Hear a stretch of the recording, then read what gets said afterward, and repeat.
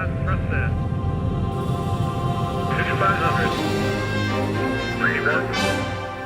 Rotate.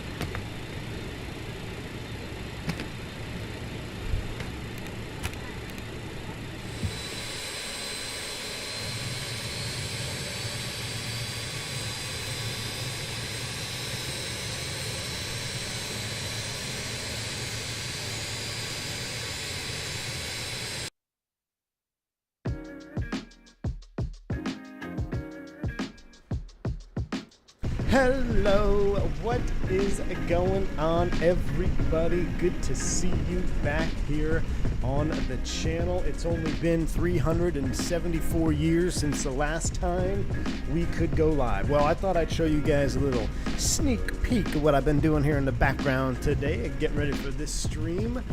Oh boy, it's got a lot of exciting things are about to go down in Microsoft Flight Simulator. It's going to be a pretty fun couple of weeks. Got some announcements for y'all as far as me, myself, and the channel here, and a couple other things. We're going to get to all that once we get up to cruise altitude. But I do want to apologize for not having any content for the last 3 weeks. I did not foresee me going into the dark hole of nothingness there for 3 weeks after the last stream. I fully intended to stream a little bit, but just life stuff happens and got busy, and here we are 3 weeks later, but that's all right. I got a special one for you today. We're back in the Phoenix to kick it off, get us back in the groove, get us in the Airbus again, get some IAE engines. We're going to take off out of La Aurora International Airport here in Guatemala City. Fantastic airport. Love flying in here. It presents its own set of unique challenges in and out of MGGT. So we're going to blast off out of here, head down to MROC, San Jose, Costa Rica. Gonna do the Cyrus visual if the winds allow, which is a really fun one. I've done that a handful of times. Love flying down there. That'll get us back in the groove for many things to come in the coming days, weeks, and months. So, with that being said, hello everyone, welcome in. Good to see you here. Josh, Berserker, McAllen's in the house. Aaron, moving back to Philly. God, no, please no. Atul Shinoy, good to see you. Matthew F, John Seifert, Mo Aviator, T-Sizzle in the house. Was just at MGGT last month. Beautiful airport. Hey, that's awesome, man. It sure is beautiful, isn't it? Rusty C in here, good to see you, man. Zippy Zapple. We got Brian Valdez, Captain McGee, Harris, Tiger Dude, Scott, Mike 740, Caro's in the house. Mo Aviator, did I already say that? Every time I see Mo Aviator's name, I think of Moe's, the Mexican joint in the Atlanta food court there, Terminal E. Good to see you, man. Or is that not a Moe's? I don't know. There's a couple of Moe's in the airports. Anyway, good to see y'all. We'll go to, there's too many here to name, but I appreciate y'all tuning in. It has been a while, so we got to get back in the groove. I got a lot of things to say. I'm excited to interact with y'all again, see what you've been up to, see how you're liking the Fenix V2. We've been seeing previews of the Dukes coming out from Just Flight as well. There's just so much juice on the horizon.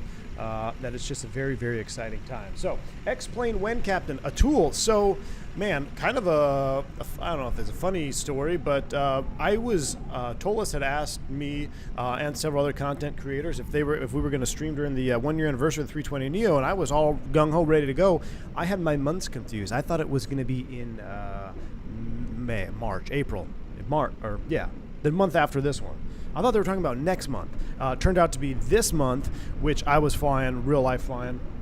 I've been doing a lot of real world flying. I got to fly my wife down to pick up her dad, then flew both of them back up here to Atlanta, then flew her dad back home after we hung out for a couple of days, had a little family time. And so I've been doing a lot of real world flying, but yes, yes, I will hopefully be in X-Plane at some point, but I was going to do it for the Tolis 1 year on that 320 Neo, but now that I kind of missed the boat on that, there's a lot more coming to Microsoft right now. We just got so much on our plate that we need to get to. So our lives are now complete. Jeremy Harvey, good to see you, man. Been a while. A2A-esque. Neon Wings, I got a feeling that the Duke is going to be the best simulation that we've ever seen. That's. I'm going to just go come out and say it. I'm going to say the turbine and piston Duke is going to be the most... I guess I shouldn't say that. I think it will be I think it will be the new bar with the Comanche. All right, I got my cafe con leche here. Sorry, guys, it's a little bit late getting that, so I'm thirsty. I need the cafe con leche in my veins, so I normally get it before I go live. I just picked it up right as we went live. So I got the Tolis in sale, having a blast. Atul, yes, it's a great bird. It is indeed. Dougal says, my Phoenix seems real slippery on the descent since Block 2. Is it about right? Dougal, I'll be honest with you, I haven't flown this airplane in 3 weeks, so we're about to find out. I did fly an IAE 320 with no sharklets with the standard wingtip fences yesterday. So I am fresh off the bus, pun intended, to load up this bus and give it a go. So here we go. Let's fire it up. Abdilo says PSC might take a while thanks to the jetways. I saw you trying to get some jetway designers in the Discord. Hopefully, man, something will pan out. If you are good at creating sceneries, or not even creating sceneries, just I think they need, at the Ponce scenery devs, need someone to create a custom jetway from the ground up, because in Ponce they go ground up instead of terminal down. So kind of a unique challenge. Join the Discord and see if you can help out our good friends over there making that Ponce scenery, because we do need to go back there. Callie Simmer in the house. Good to see you. Cannot take off before the Cafe Con Leche, that's for sure. I know I'm trying to stall here so I can get some of that Cafe Con Leche flowing before we go full into live stream mode. Just passed my Part 107 test. Anthony Teal, that's awesome, man. Congratulations. Hot Start Toto had some criticism for it, but I think without going fully external, I doubt you can get much better. Well, they love to have Toto loves his criticisms. What were they saying about it? Is it about the turbine model, Chaos? I'm curious. I'd be curious to see myself, because I do fully agree with you, Chaos, that trying to get a true simulation the way you want it within the sim is going to be very difficult, if not impossible, to an extent, and you have to run something external. When you run something external, then you can really have full control over how it behaves. But I'm curious what the criticisms are, Chaos. I'd like to check it out. Max Brace says, "Are you bringing out the you're bringing out the nostalgia? Taka was my childhood airline. We used to fly it all the time." Yes, nostalgic indeed. All right. Let's get into this airplane chat. Let's fire it up. Cosmic Doubloon, good to see you, man. This is a family reunion vibes today here. Family reunion vibes. Cosmic, we're going to be doing some flying here together pretty soon. We're going to talk about that in cruise. All right, here we go. Fire it up. Let's get this airplane fired up. Oop, that's a wing view. We don't want to do that. Battery 1, battery 2. I had a question. If we put the gear down in normal law at VLS, can we stall the airplane? No. No, you cannot. I mean, remember what we said, chat. Theoretically, it is impossible to stall the Airbus in normal law.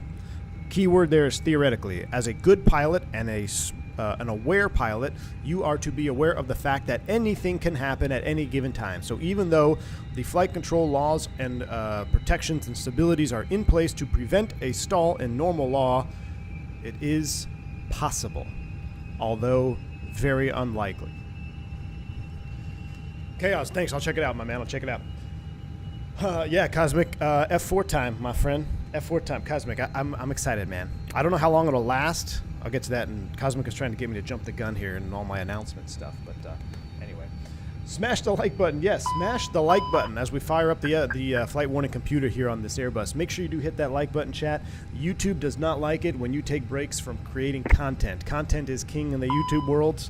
So for not having streamed in 3 weeks, we need to hit that like button. We need maximum likes, because we're going to be going maximum content here. All right, we get everything fired up. Oh, Chaos, you know what's interesting now that I'm looking at this fuel feed fault while you're here? I know you posted something about the Neo, is it the IAE 320 default Neo, and we were talking about the fuel system, how they get that fuel trap thing.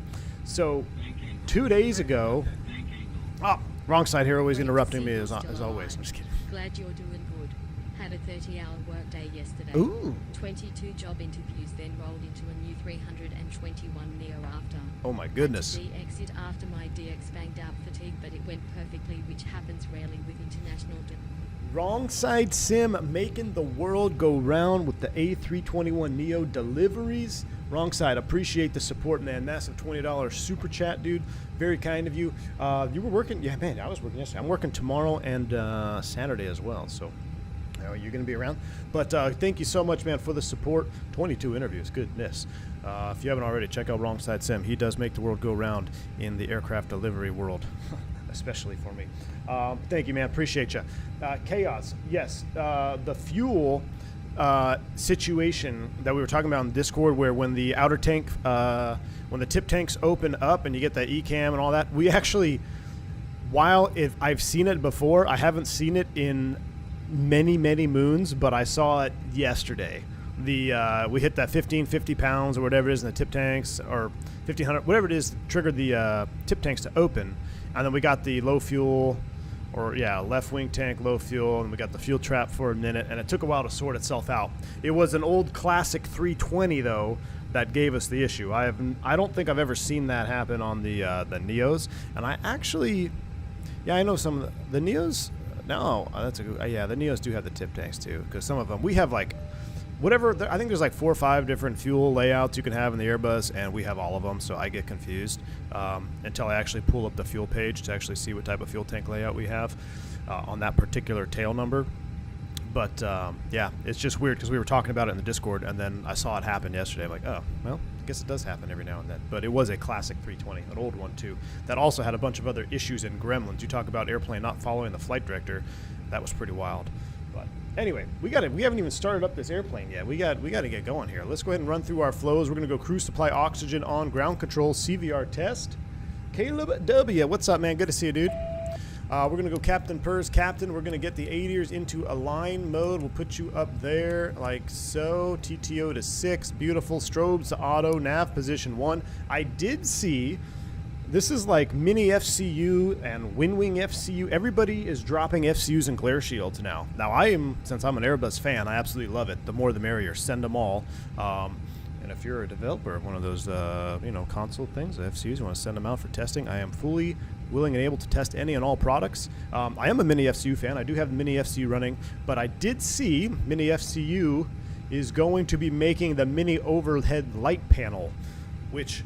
in my opinion, is my #1 pet peeve for all things Airbus on any sim platform. I hate manipulating the Airbus lights in the simulator, whether it's X-Plane, whether it's Microsoft, even FSX. I always hated manipulating the light panel, but it's one of my favorite things to do in the real airplane because these are the switches that we touch the most. So it's just fun to continuously manipulate them.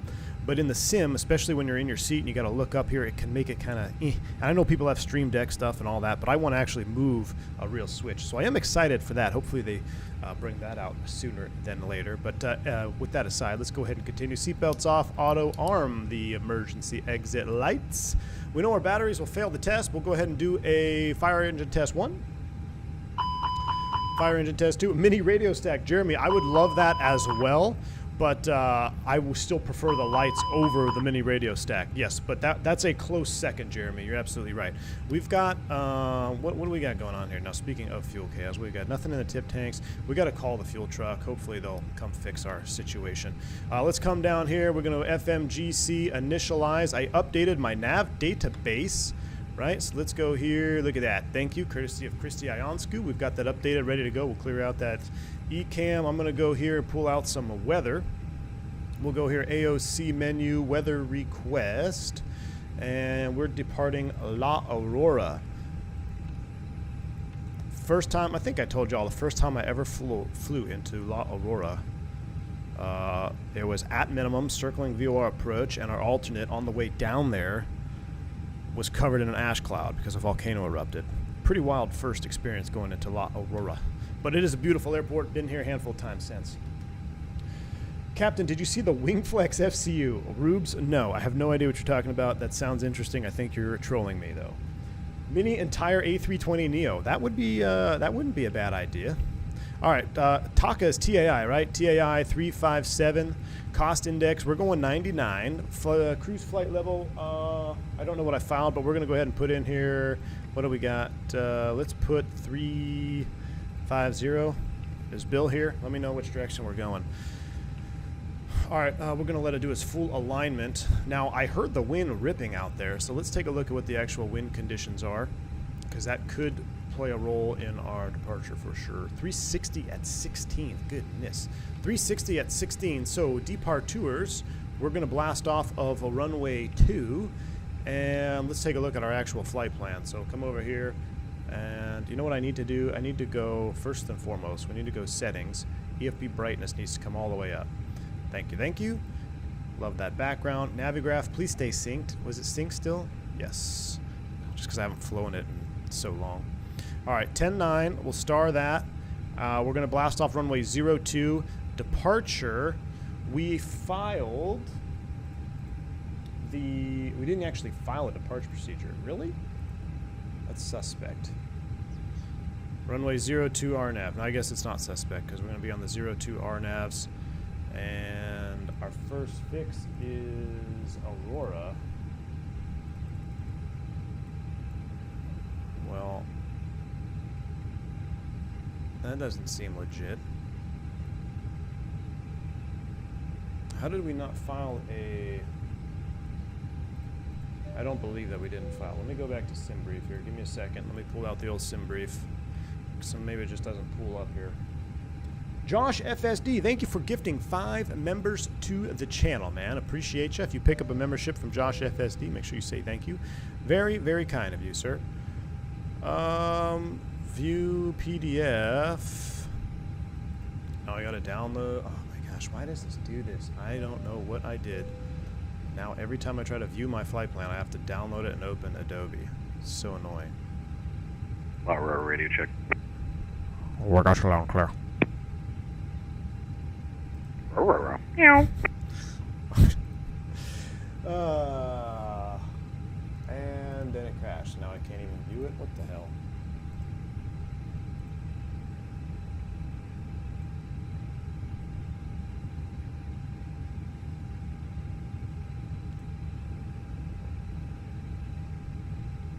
We didn't file any SID.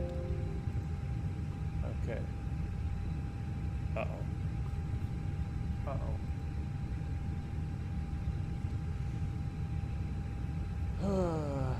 All right. We didn't file a SID, but I'll tell you what we're going to do. G436 to Caphan. I think if we look here, Caphan 2 Alpha, this is what we're going to take right here. We're going to do the Caphan 2 Alpha off 02. So we're going to go down here, Kappa. 2 Alpha, insert. And let's put this in this mode here and take a look at it.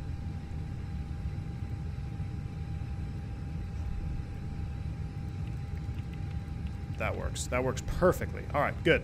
That loads up perfectly. Roberto's in the house. Roberto, good to see you, my man. He says, V1, how are you? Valeris, really? I was going to fly Valeris, Roberto, and then I found this old school Taka livery. So I switched it to the old school Taka. Because, like many others have already stated, this is a... Well, that's an interesting livery over there. That's an interesting situation.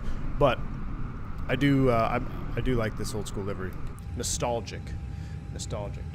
Still working on the 7.6, but we'll be ready soon. Sorry for the delay. We spoke last time. Same thing, but almost done with that project. Roberto. Hey, man, I cannot wait. I am super excited. Look forward to the 7.6 throttle. That'll be an absolute blast. We got a 7.5 and 7.6 coming to Microsoft, Roberto, so it's going to be, I think it's going to be a very, very popular very popular piece. So appreciate you, man. Hope you are well. Hope business is well. And always a pleasure having you stop by the chat, my friend. All right, for Santa Maria, what am I doing here? I'm all out of sorts, man. Like, I need to go to my weather. There we go. It's just easier to do this. MROC variable at 2. Wonderful. Okay, so we're going to load in the localizer Yankee 7, and then we're going to do the circle Cyrus Visual 2.5. We're coming down the Barra 4. Ooh, why does it say 3?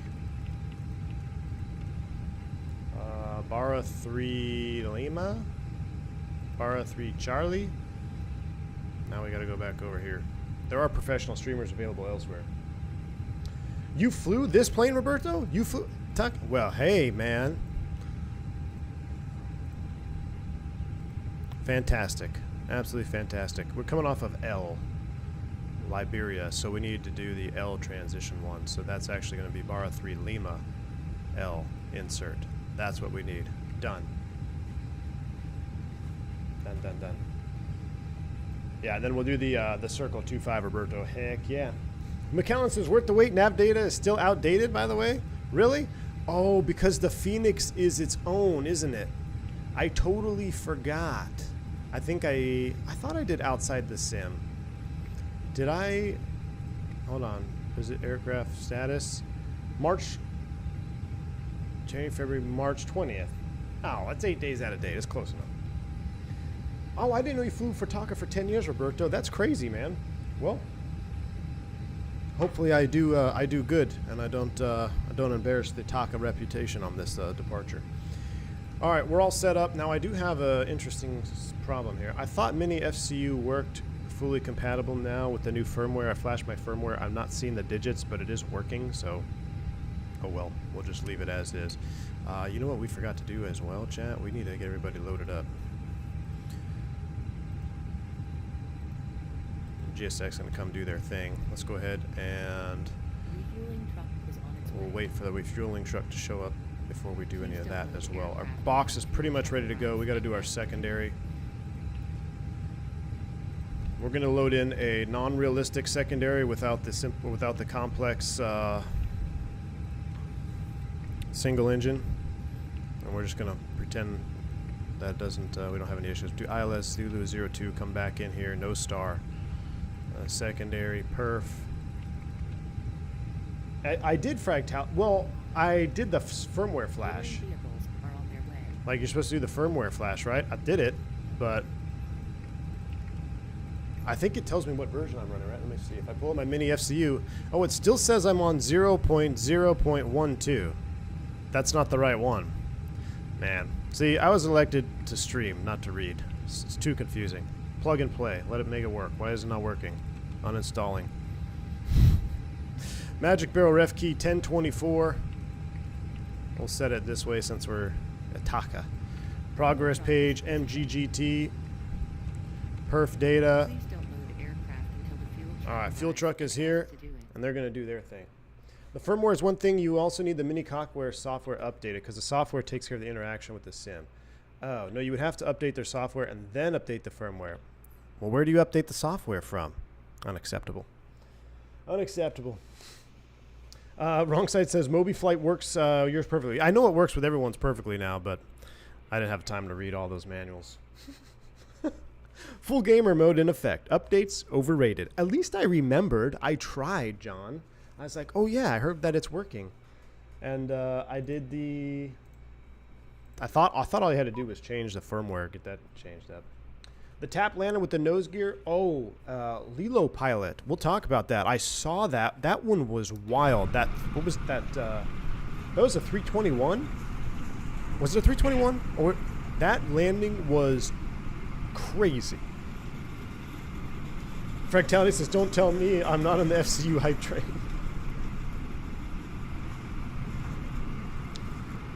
Well, nah. Is what it is. You like the EFB wallpaper, Chris Stooper? I do too, man. Someone made it on the channel. Ooh, we got that Fokker's pushing back. I wish I could see what livery that Fokker was. We got a Latam 320 over there. John says, I flew 2 flights with the original Phoenix before it updated to the latest mode. I get it. Nice. Alright, we are fueling. We got F-28s starting up. Look at those engines just sitting out there, though. I just love it. Alright, our fuel is coming on. We won't start the APU just yet. I'll tell you what, though. Let's... yeah, we can't do any of that. Let's just wait. We'll wait. We'll get our VORs on. We'll put constraint mode on. We'll put terrain on, ND on. And we'll continue to watch him finish the fueling, and then we'll fire up the APU before the passengers start coming down.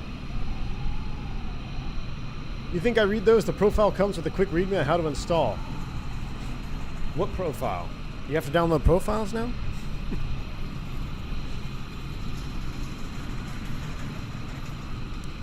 I didn't even know I had a...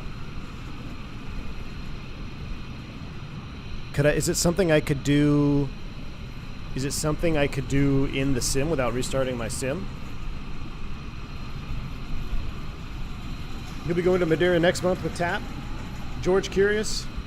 Best of luck, my man. Doing some IFE. Zippy Zapple. No, I don't believe we're doing any IFE this leg. It's only about 450 miles, and we got a lot to talk about. There's a lot that I want to tell y'all. There's going to be some changes, both positive and negative, coming to the channel. So we got a lot to talk about up at Cruise. Rubes, thank you for the 5 memberships to the channel, Rubes. Very, very kind of you. If you picked up a membership from Rubes, make sure you shout him out and say thank you. Oh, and how could I forget? Laura traffic, FedEx 151, taxi to 02. We hit 40,000 subs this last week. So I just want to take a moment and thank every single one of you who have subscribed to the channel, even in the times of darkness when there's not much content coming out. I appreciate you watching the videos on replay, or whether you're watching some old videos that I made, pre-recorded content. That's actually where this channel got started. But I've hit the subscribe button. I appreciate you. We did officially hit 40K subs, so we're going to have to come up with a special flight for that. So, it's been a long time, right, Dougal? From 4,000 to 40K, Dougal's been here for all of it. Do I have the strobes on? It looks like it, doesn't it? It's reflecting in the... mine are off, but I see that reflecting in the terminal there. I think it's got to be... I thought it was something like out here with the scenery, but I'm not sure. Thanks, Trunks. I appreciate you, man. But yeah, 40K, pretty wild. I couldn't If you would have told me 5-6 years ago that, you know, I'd be 40,000 subs in, I'd be like, man, you're crazy, man. I just want to make a few Airbus videos because at the time, no one was flying Airbus on YouTube. And the only videos that came out were kind of meh, not really correct. But now it's a full-blown, I mean, you have your pick. Mike7440, glad to be part of this really great community. Mike, appreciate you being part of the community, man. It's folks like you that make it great, so appreciate you. All right, fueling is done. Our fuel is on board. Let's fire up the APU. We'll go ahead and hit the start master. I did have a low APU oil. We're only taking 630. Oh, that's in kg. Oh, rip. Oh no, we're in 6.3. We're on kilograms today. I thought I changed that. Can you not change it? Pounds. Now how screwed up is everything? 14.0. Hey, we changed it. We're back in American units. All right, good. Let's go ahead and fire up the APU. Ian Woodbridge, thank you for the $5 super chat, man. Captain, great to have you back streaming, especially down to my country. Have you flown the Cyrus? Yes, I have, Ian Woodbridge. I've flown it numerous times. I've actually flown it in a 321. I've actually flown it in all three. I've flown it in a 319. I've flown it in a 20 and a 21. The 21 being the most spicy, for sure. The one time I did it in a 321, the winds were ripping pretty good, and it was pretty turbulent.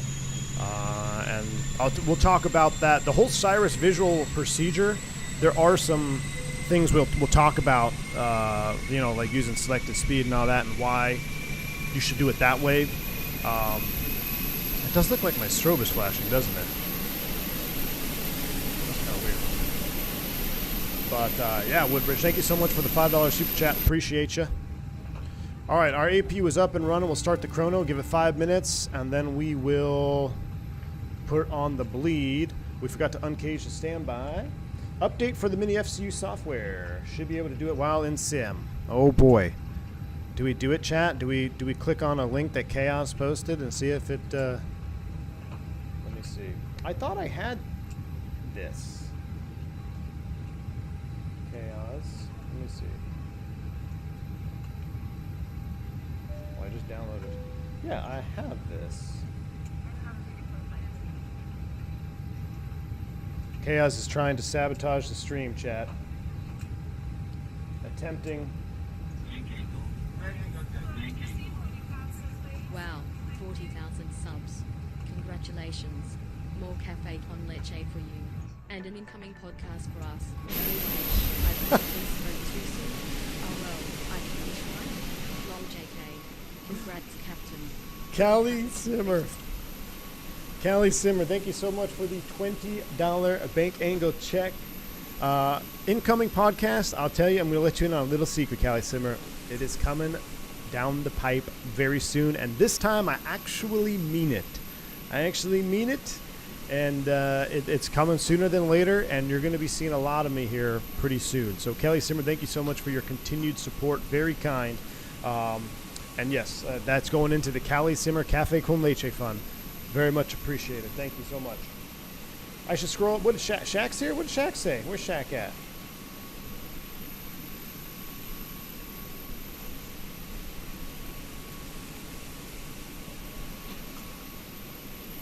Come on, I don't see Shaq.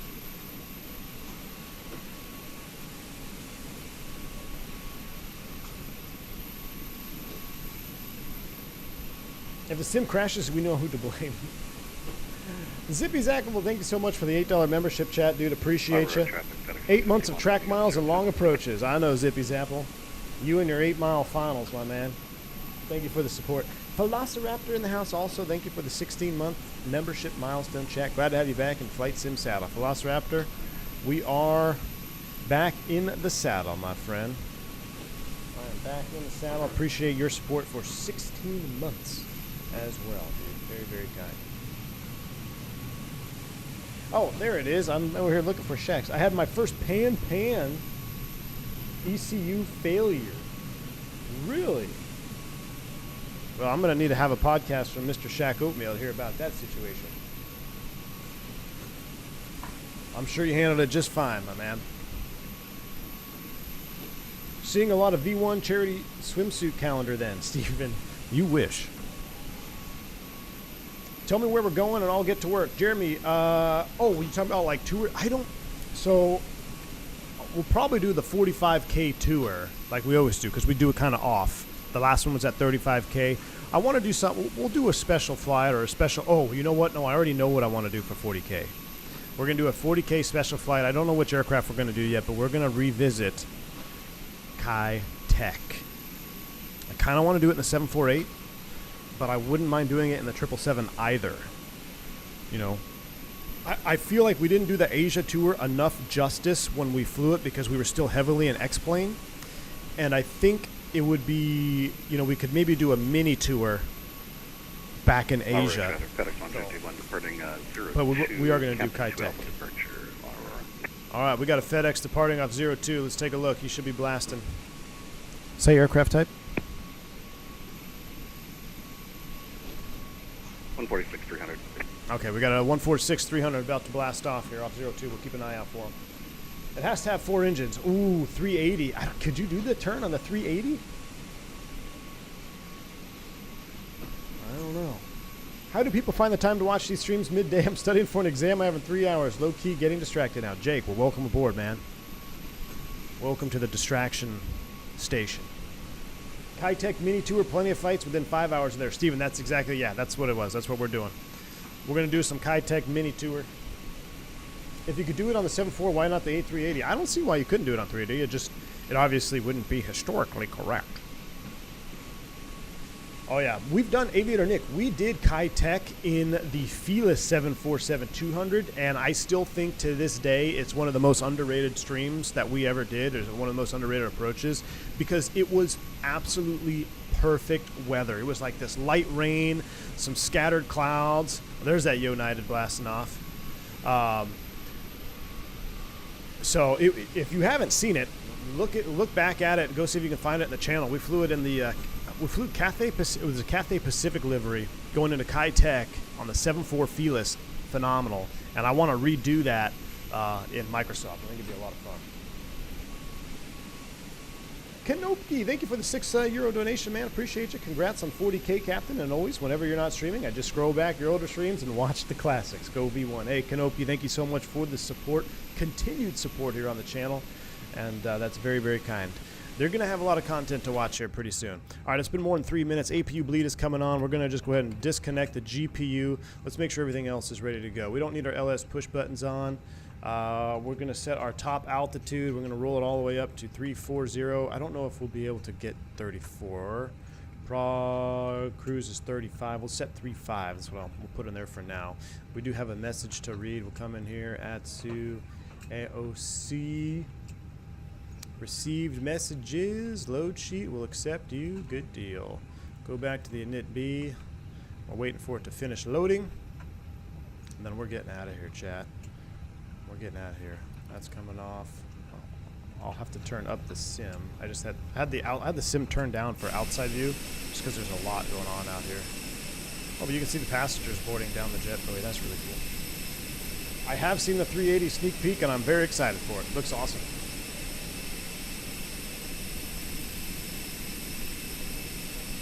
P1 Charity Backyard Chicken Tour. What was that? Hold on. Steve, Charity Backyard Chickens calendar. Sean Delaney, we're sitting in MGGT, Guatemala City, La Aurora International Airport. Fantastic airport if you haven't flown to it yet in the sim.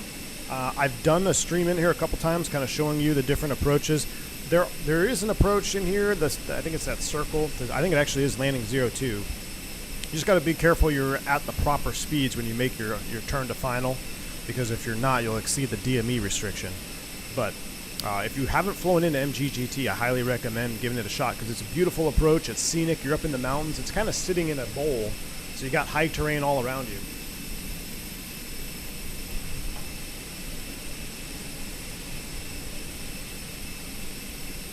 Maybe because on X-Plane, doing it in Microsoft now. Yeah, that's the plan, Felix. Since we already did the little mini Asia tour in X-Plane, I think we'll do a mini Asia tour in Microsoft. Should be a lot of fun. I flew to here once. Ridiculous left-hand turn to final. Oh, yeah. The total sonar eclipse on April 2nd. I hear Texas is best viewing. It is. Texas is the best for a lot of things, Jade. I'm actually going to be flying that day. I don't know if my real-world flying is going to take me in the path of that total sonar eclipse. Let me see. I don't know where I'm going. It's April. I thought it was April 8th, not the 2nd. Is it the 8th or the 2nd? Oh, it is the 2nd. So I'm going to be flying south. No, I'm going to be on the East Coast pretty much all day. South Florida, Boston, and then back to Atlanta. So I don't know what I'll be able to see. Definitely got to do some LASFO to Singapore. What's Sin? It's not Sydney. Singapore. High-tech. Depends if we have another long hauler. Has the Asia tour finished? I don't think he flew back to the U.S. on the tour. No. Aviator Nick. You know what? We never did. I think we ended it in Kai-Tech, didn't we? That might have been the finale of it. So technically, we're still there. We never left. We didn't have an airplane fast enough to fly back. Bomb Tech, good to see you, man. Ladies and gentlemen, I know we're supposed to go to Philadelphia, but there's a solar eclipse 500 miles out of the way. Yeah, I need a left turn heading 270 for eclipse viewing, please. I did, Sean. The Delta Captain that leased an A320 to go to Hawaii. Pretty baller. Why do we still have a status message here? Cat 2. Okay. Don't know why that is. Okay, let's clear the U out. There we go. That's what I want. 350. We got the NIT. We're waiting on that. Everything else is done. 350 is set. We're just waiting, chat. We're just sitting here waiting. I guess we had a full boat of passengers today. Myself and an ops manager have been working to create a special solar eclipse flight since last year. Marketing was digging the idea, but haven't heard much about it if it got approved. Oh, wrong side. That would be sweet, man. I would totally be down for that, dude. I would fly it. I'd bid for it. Probably some management pilot would take it, though. That would be a really cool idea. They used to do flights like that down to the South Pole, right? And then one crashed, and that pretty much ended that whole deal. And then we colonized the South Pole with lasers and direct energy weapons. Sorry, we're not in the Learjet. I'm actually lucky to be one of the best places to watch on April 8th. Lots of schools are going to be closed here. Phil, nice, man. I remember the last one we had, probably what? Was it 10 years ago? I was in Texas. I actually went fishing because I wanted to see what the fish would do during a solar eclipse, and the fishing sucked. I need to switch the default Phoenix boarding music with the Fokker. Yeah, Steven, definitely. Steven, you're going to like... Steven, do you have the 146 as well? I think you do, right? I think you were posting some United 146 shots. The 146 update is fire. I was messing with it before this stream, obviously. You get to see that. You will be seeing more of that very soon. All right, what are we doing here? Why are we taking forever? How many people are we loading up on this airplane? Almost. Oh, we're going full boat. 180 folks. We are going a full boat. So we will be Toga packs off because, well, let's see. That's landing. Hold on. I want takeoff. Departure perf. 02 dry. Sync load sheet of prelim. Sync live. Force Toga. Yes. Packs on. Oh, it's because we switched from kilograms. That's the problem. 130.9.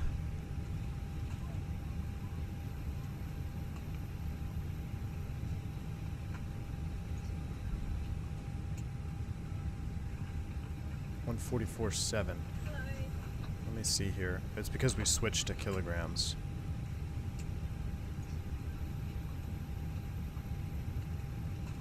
There we go. Toga required, flaps 3, 26, 29, packs on. Now, we got 328 watching. It's the first stream back in 3 weeks. I think we need Can we do 300 likes for a packs off takeoff? Toga, packs off, outside view, maximum juice. But we need everybody but 25 people to hit the like button. So you've got, it's a tough goal to reach, but that is the goal. Tim, I can see the strobes too, but they're not on the airplane. It's just, are they though? They are. Why are they flashing? They're off. That's interesting. They're flashing, but they're off. Sus. You better let me know when your next IFE flight. Oh, Zippy. I know, my man. Well, if we get a long hauler, it'll be very soon.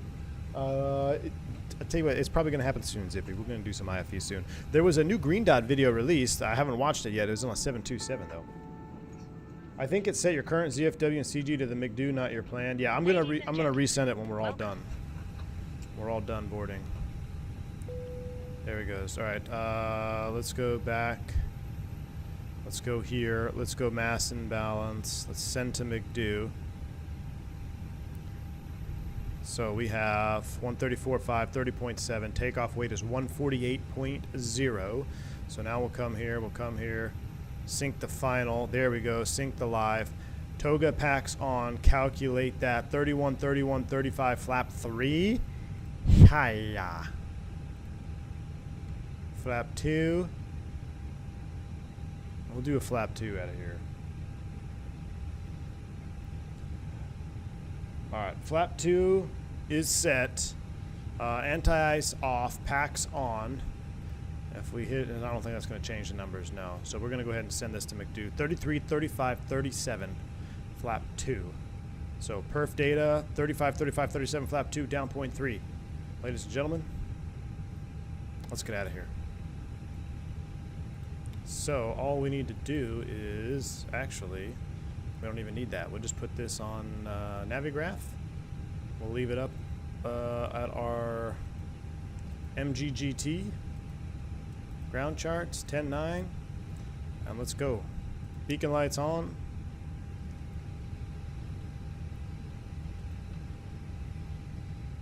Let's get out of here. ASC.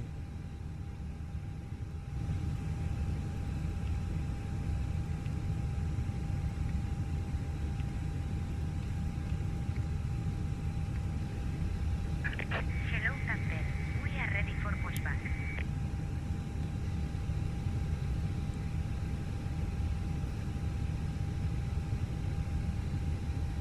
Hello, Captain. Hello. Alright. We're getting loaded up. Thank you for hanging with me here. Departure checks completed. Bypass Phoenix A320. Alright, we're getting ready to push back. Brakes are set. That's off. That's off. Before start checklist. Windows, doors, and slides. Closing arm. Beacons on. Thrust levers idle. Parking brake is on. Before start check complete. Doors and slides are not technically armed yet, but we said it. Saves you hitting the home button. What does? You can click save by moving your mouse to the top of the EAB and say. You can save one click by moving your mouse to the top of the EAB. Oh. What is this? Oh, did you already have some? I just had a cafe con leche. What is this? You're gonna be up all night. What is this? It's coconut rolls with vanilla cold foam. But I got a large. Oh my gosh, that's delicious. I know. Okay, we're gonna be cracked out all day, chat, because I just finished a cafe con leche and the wife just dropped off a large cold brew. Thanks, honey. Appreciate you. How was the dentist for her? She did great. She did good? All right, cool. All right, well, we're about to take off out of Guatemala, so. Okay, she left. She scared me. I was like, who's coming in my office? I almost had to do the draw there. Like, what is going on? All right. Cafe con leche, where we at? I'm all, what happened? What happened? Are they waiting for me? I think they're waiting for me. Calculate to ground. Brakes are released. Clear to push. No. Brakes set. What do you need? What's happening?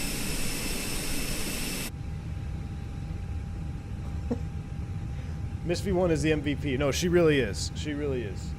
Definitely blessed, man. She is, She is the rock. That is, there is no doubt about it. Putting up with this career for as long as she has, this job, and then kids, and she's got the hardest job of all.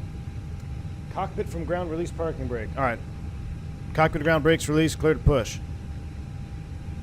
Okay, I don't hear any bad sounds, so maybe we're going to push back now. It needs a direction. How do I do that? You need to set parking brakes to request ground services.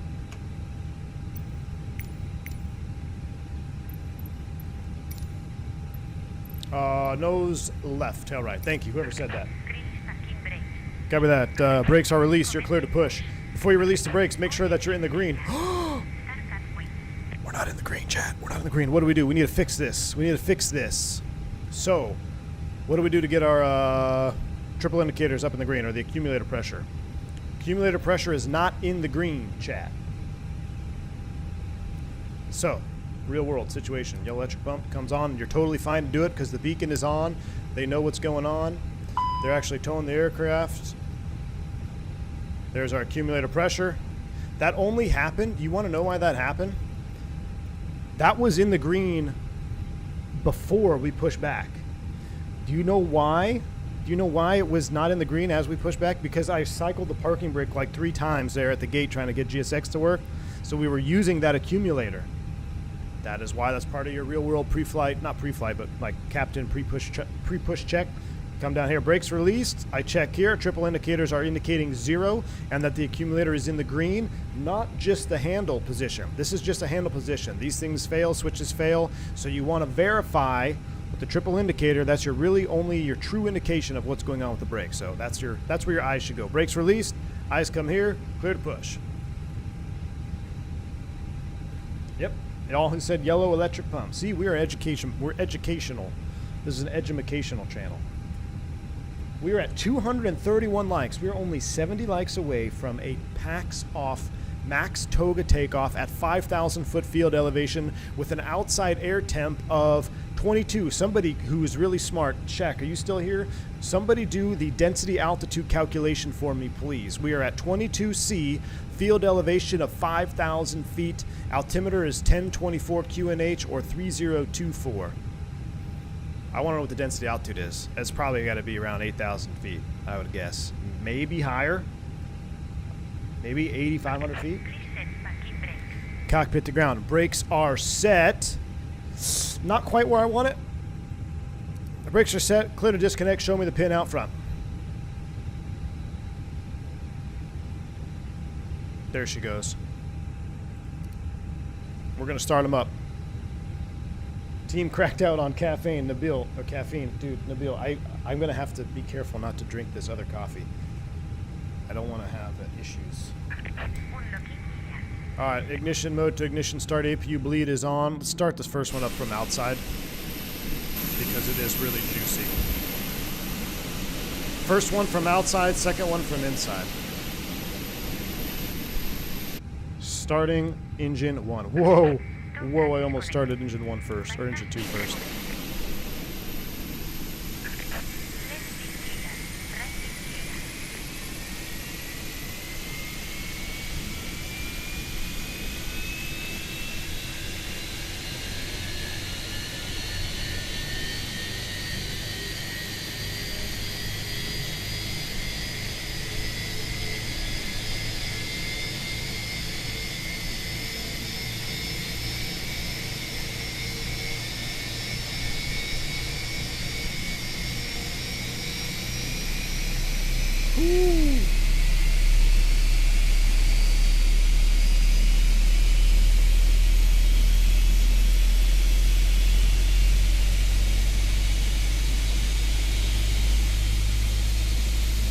You're just tuning in, and you want to hear these engines at Toga PAX off.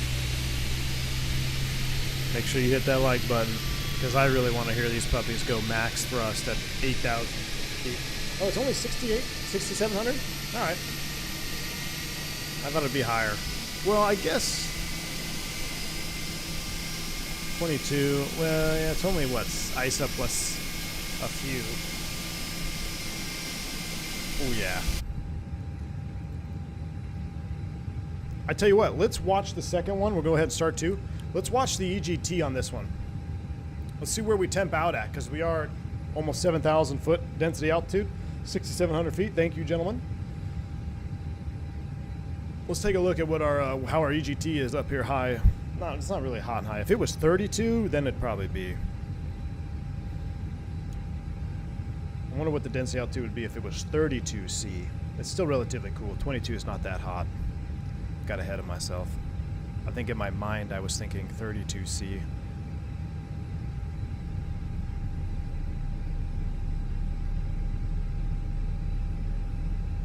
Like, yeah, we all got different answers. Shaq says, if I did my math right, 6,800, but don't trust me, I lost my phone in my pocket about 5 minutes ago.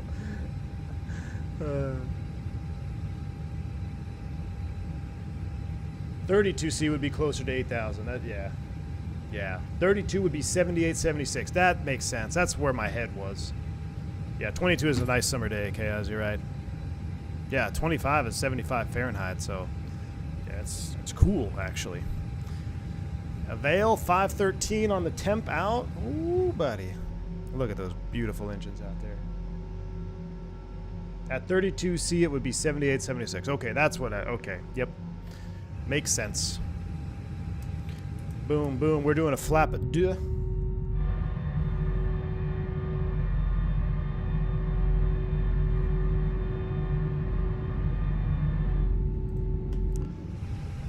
Alright, we're going to APU bleed off. Master is coming off. We have high flow selected because we've got more than 148 on a classic 320 here. Do a magic barrel ref check. That's good. Short taxi out. Let's go ahead and do our flight control checks right now. Full up. Full down. Neutral. Full left. Full right. Neutral. Full left. Full right. Neutral. We're down 0.3 on the trim.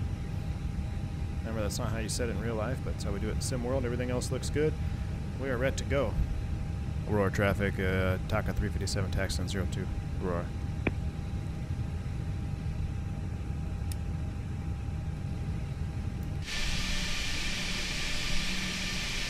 Why isn't my taxi light on?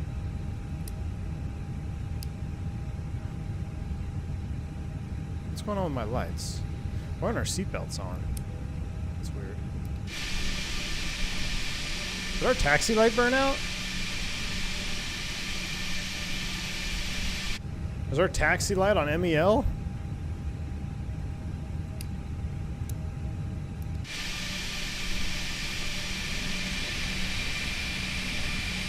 Our wing lights are working.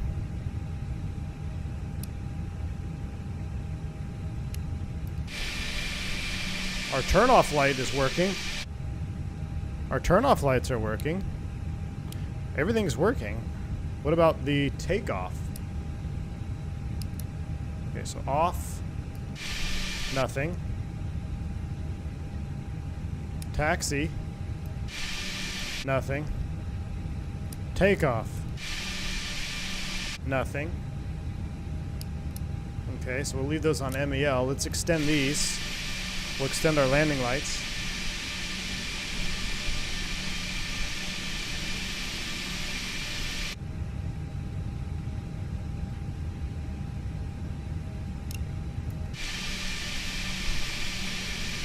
Landing lights don't work.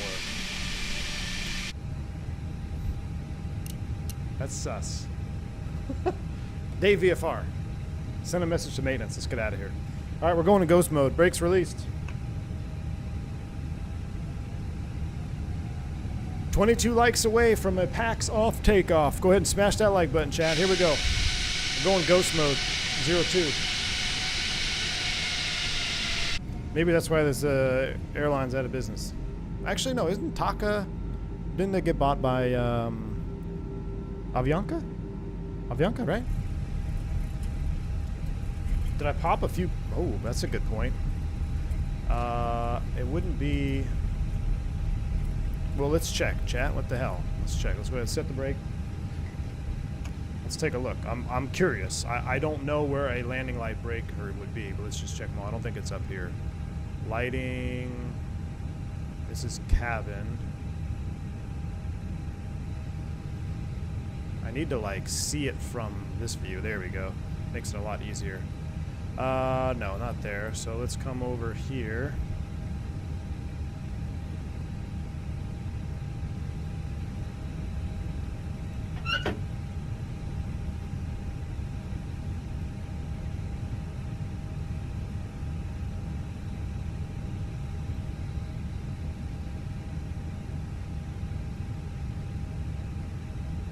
Instrument lights, wing lights.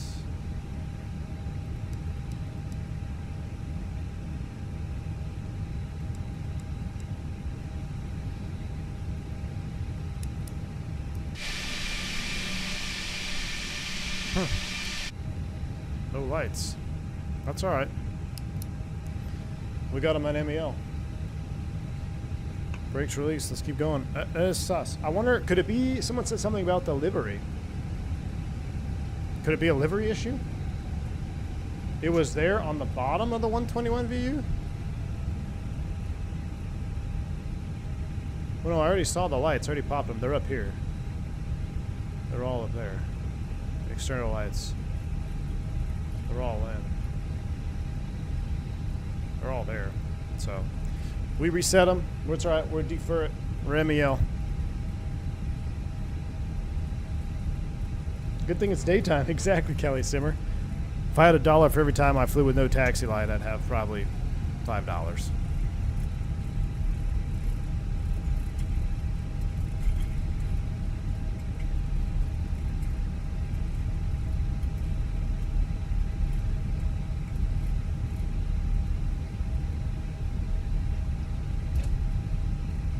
I feel like the Phoenix has a real deadband on rotation with flaps 3. Does the 320 feel harder to get the nose up on rotation? No, Aaron.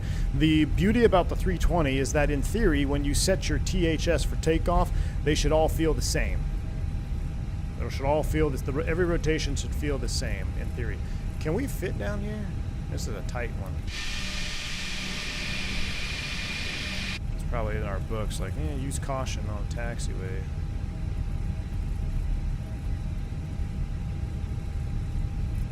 I like this little taxi view right here. Alright, taxi 02. Livery conflict, that's what I think, Ivan. 100%. I think it's a livery conflict. Because it was showing on at the gate, too. Did you guys remember that? That's why I know it's not a circuit breaker bug, too, is because at the gate you could see the reflection of the strobes, even though the strobes were off.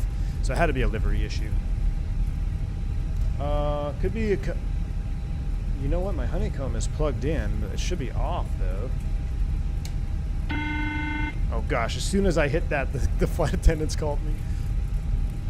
Hello? The cabin is now secure for takeoff. Awesome, thank you. Alright, reset. Gosh, the realism on this airplane, y'all. This airplane... it's a simulation. Like, oh, no duh. But it's not just a simulation of the A320. Like, if you compare this to the PMDG... Oh, I did the brake. I did the click and drag bug with my brakes. Hold on. If you compare this simulation to the PMDG, or this airplane to the PMDG is a great 737 airplane in the sim. It's not. It's not a full simulation of being a 737 captain. The Phoenix is a full simulation of being an A320 captain. Between the announcements, the call up, you know, it's very similar to when we compared sound packs. Originally, when the Phoenix first came out, I always said, you know, the fly-by-wire sound pack that came with the whole airplane made you feel like you were part of the simulation of being an actual line pilot with additional calls and hearing the flight attendants and all that. So now Phoenix has achieved that with their Block 2 V2. It's just awesome. It's rare, you know. The fly-by-wire, I think, was one of the first to do it, and now we got the Phoenix doing it. Hopefully the 380 will have it as well. I know Just Flight does it. Just Flight has a phenomenal simulation with the 146. I guess they were actually the first to do it, technically. With the 146 and the 146 now, guys, I won't spoil too much. I'm sure you've already seen all the previews already, but you can brew your own coffee in the 146. So... it's fantastic. I'm loving that we are expanding the bar in Microsoft where we're not just simulating airplanes now. We're simulating airplanes and giving you, the flight simmer, the full experience to being a captain, a virtual captain in your airplane. It's just great. Ship coffee? No thanks. Yeah, AJ, no, I'll pass. But I, you know, you can. We'll brew it, but I'm not drinking it. All right, we're gonna come up here. We'll hold short. We are 5. Oh, we hit it, y'all. We hit 300 likes for a tax-off departure. You are so awesome. Thank each and every single one of you for doing that.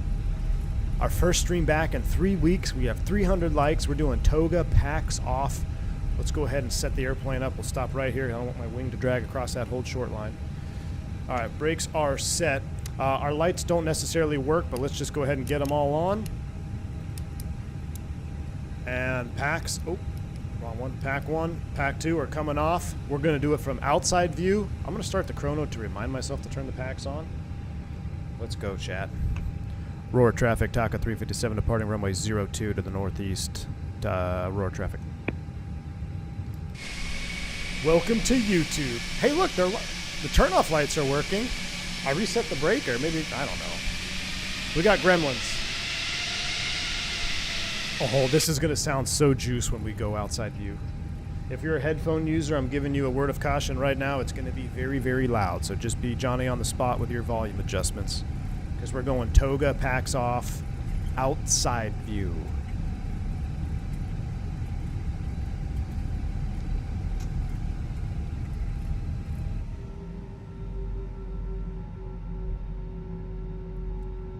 Wing view lineup challenge.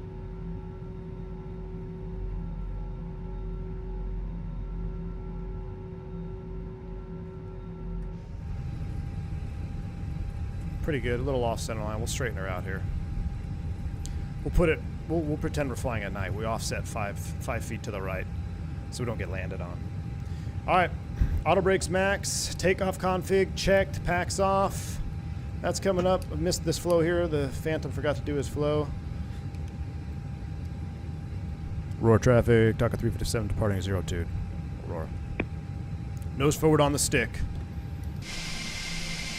Spool them up. Pity. Let me turn up the sounds for you. Let me just turn them up. Enjoy the departure.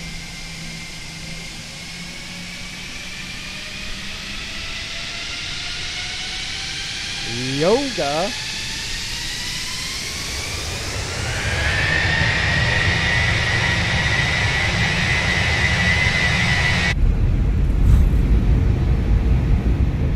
Oh my gosh.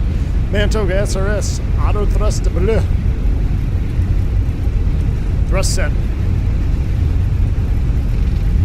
100 knots. Check.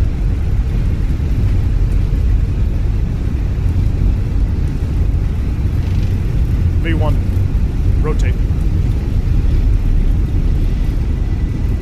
Pause and rate. Gear up. Fly with. Uh-oh. Why are our gear not coming up?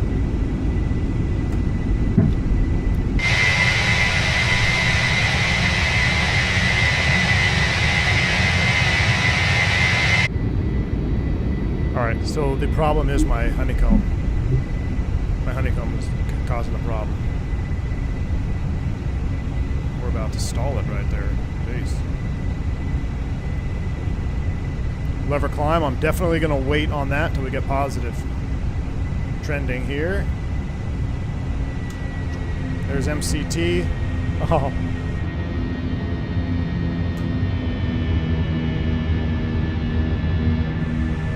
Alright, we're a thrust climb, nav, flaps 1, speed checks, flaps 1. Yeah, it's binding conflicts, that's what it is. 100% binding conflicts. We'll go pack 2 on. Restart the chrono. Look at that. I'm gonna let it auto retract. Because we're about to do a turn here, we're high density altitude. Let's let it auto retract. There goes flaps 0, slats are still in position 1. Now we'll go flap 0, after takeoff checklist. That's pack 1 associated. It's been over 15 seconds. We'll go pack 1 on. What? The hell was that? Speed? Was it our flap still out? Might have been a flap overspeed there momentarily.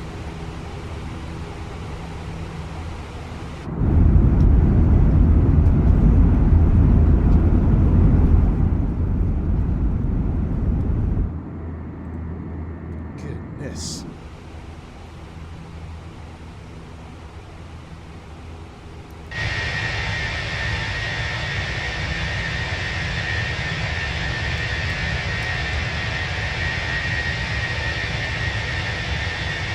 So I had to turn all my honeycomb lights on. So that's what it was. My honeycomb light, hard-coded lights were off. But that's weird because I don't even think I have a binding set right now for honeycomb. Remember that Oh well. smoking is not permitted at any time. This includes e-cigarettes. In just a few moments, From the cockpit, we're going to have to return because of a honeycomb Flight problem. service, offering you the chance to choose from our Why did we just lose our SID? What is going on here? Direct to this fix. RAB 48. Nav. Bank angle check. Hard to the right. Here we go. can be of any further assistance. Just ask us as we join you in the cabin shortly. Too much real piloting. You forgot how to sim pilot Fireflyer. I know, man. I feel rusty. I'm really rusty right now in the sim fly, and I apologize. We'll get through it together. Appreciate y'all having great participation and smashing that like button for me on that takeoff. That was fun.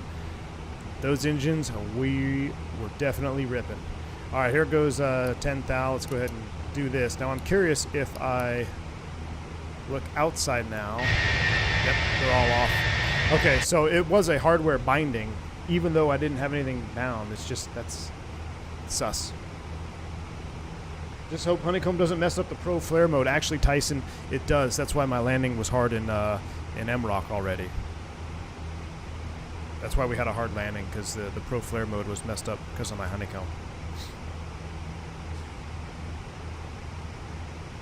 There's a Spiritual Wings on the ground at MROC. Didn't know they went to Costa Rica.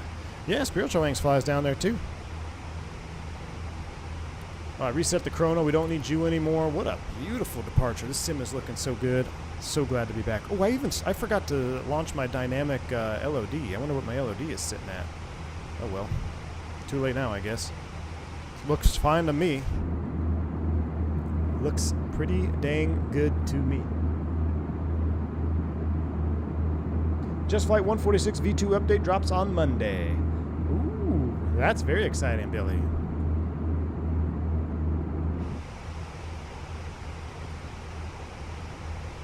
All right, not much else to do. Let's go ahead and mini FCU. Autopilot 1 is on.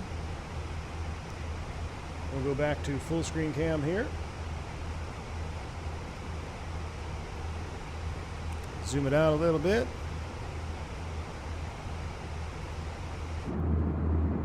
I'll tell you what, let's turn the cabin off. I like the cabin. I do. Ah, dang it. But I like the IAE. I need some more IAEs in my life. Look at that.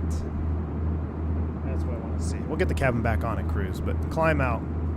We need maximum IAE juice.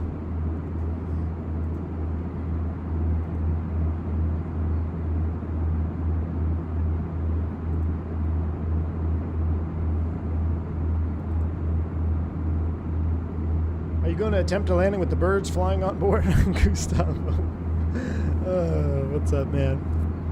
Yes. Yes, indeed. So, Gustavo, let me ask you a question. If the airplane is fully loaded with 180 people, and we're on the ground, and everybody jumped at the exact same time, would the airplane be lighter than it would be with everybody sitting in their seats? That's my question to you, Gustavo.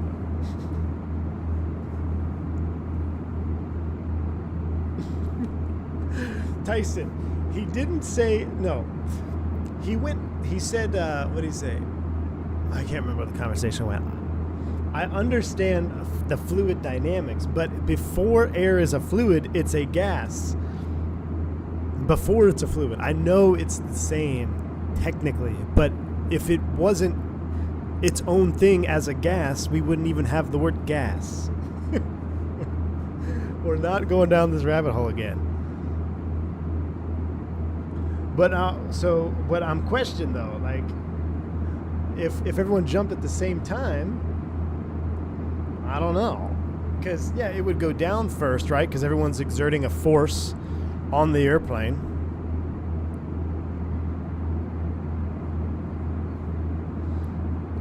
It's a phase. You guys smell that? It smells like Gears and V1's head grinding together. Fluid does not mean liquid. I understand that. But you all make it sound like we don't even need the phase of gas. So, you know, I breathe fluid. I understand that.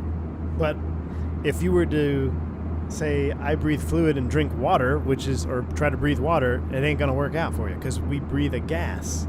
There is such thing as a gas. That's all I'm saying. Y'all in the Discord are trying to say gas doesn't exist. I'm saying gas exists before it's a fluid.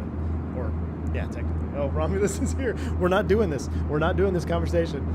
It would get heavier as they jump, get lighter while it's in the air, and then be heavier when they land before returning to the original.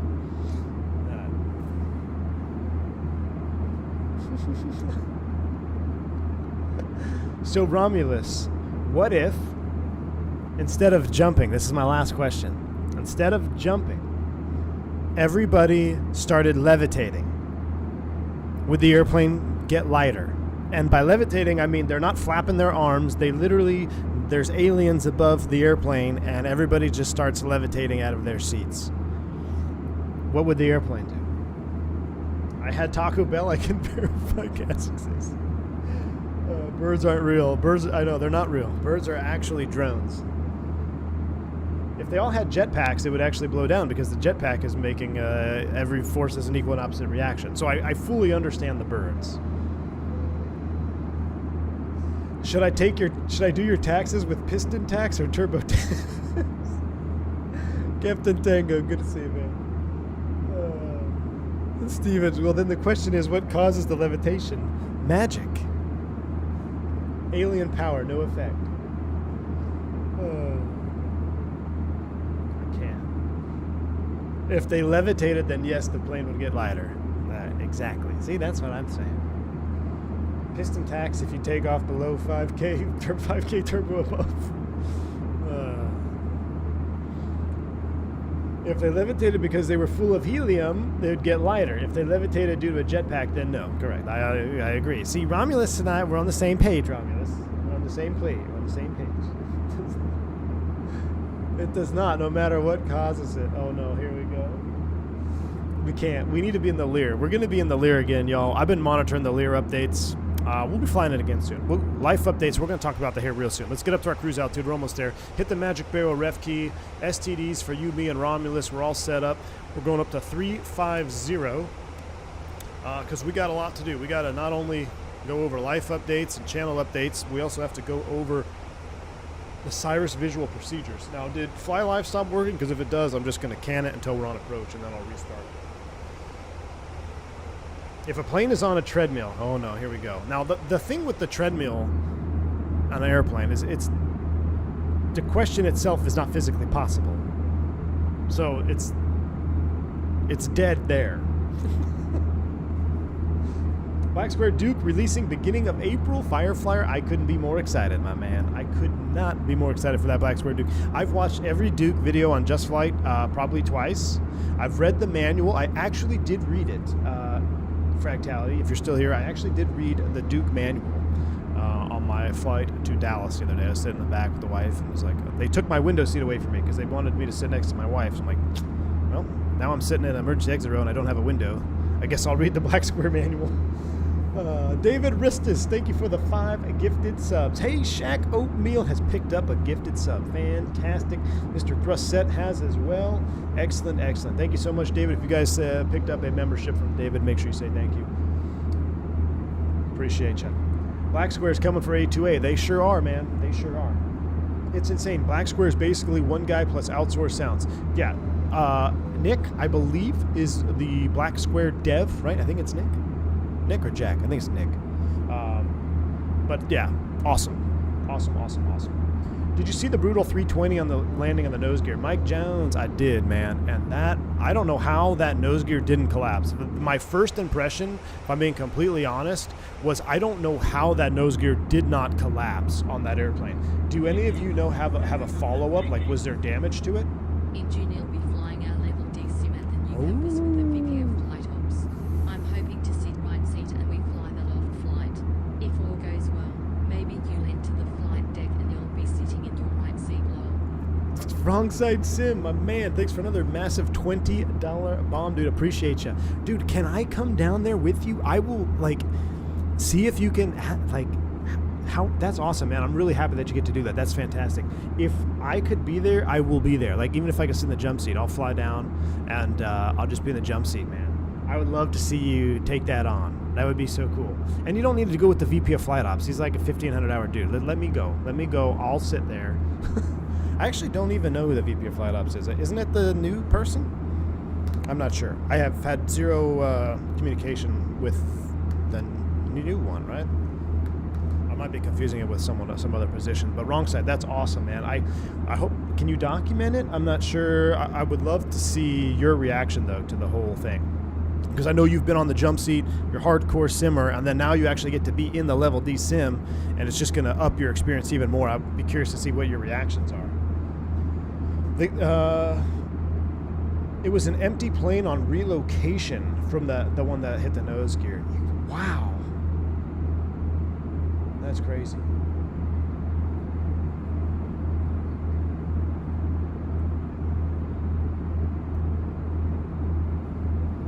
That is crazy. I can't believe it. But it's the same Black Square as, oh yeah, we read that. Have to head out, watch the rest of that. Hey, takes it easy, man. Did you, we need to do air create lift. We're not going back down to that. We're not going back down that rabbit hole.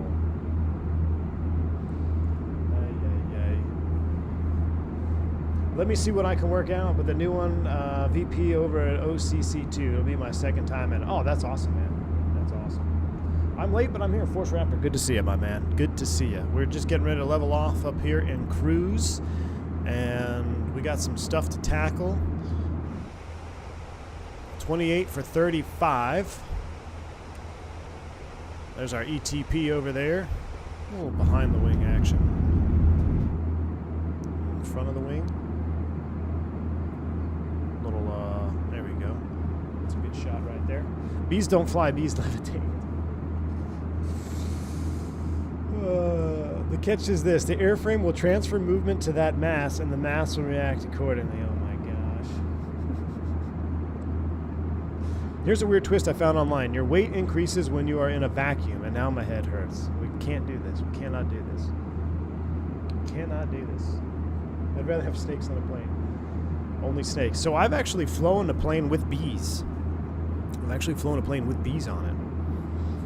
We were transporting honeybees. Yeah, when I was flying freight. Kind of wild. I've flown a plane with chickens. I'm trying to think of all the animals I've flown. Did a chicken transport? Did a bee transport? I think that was it.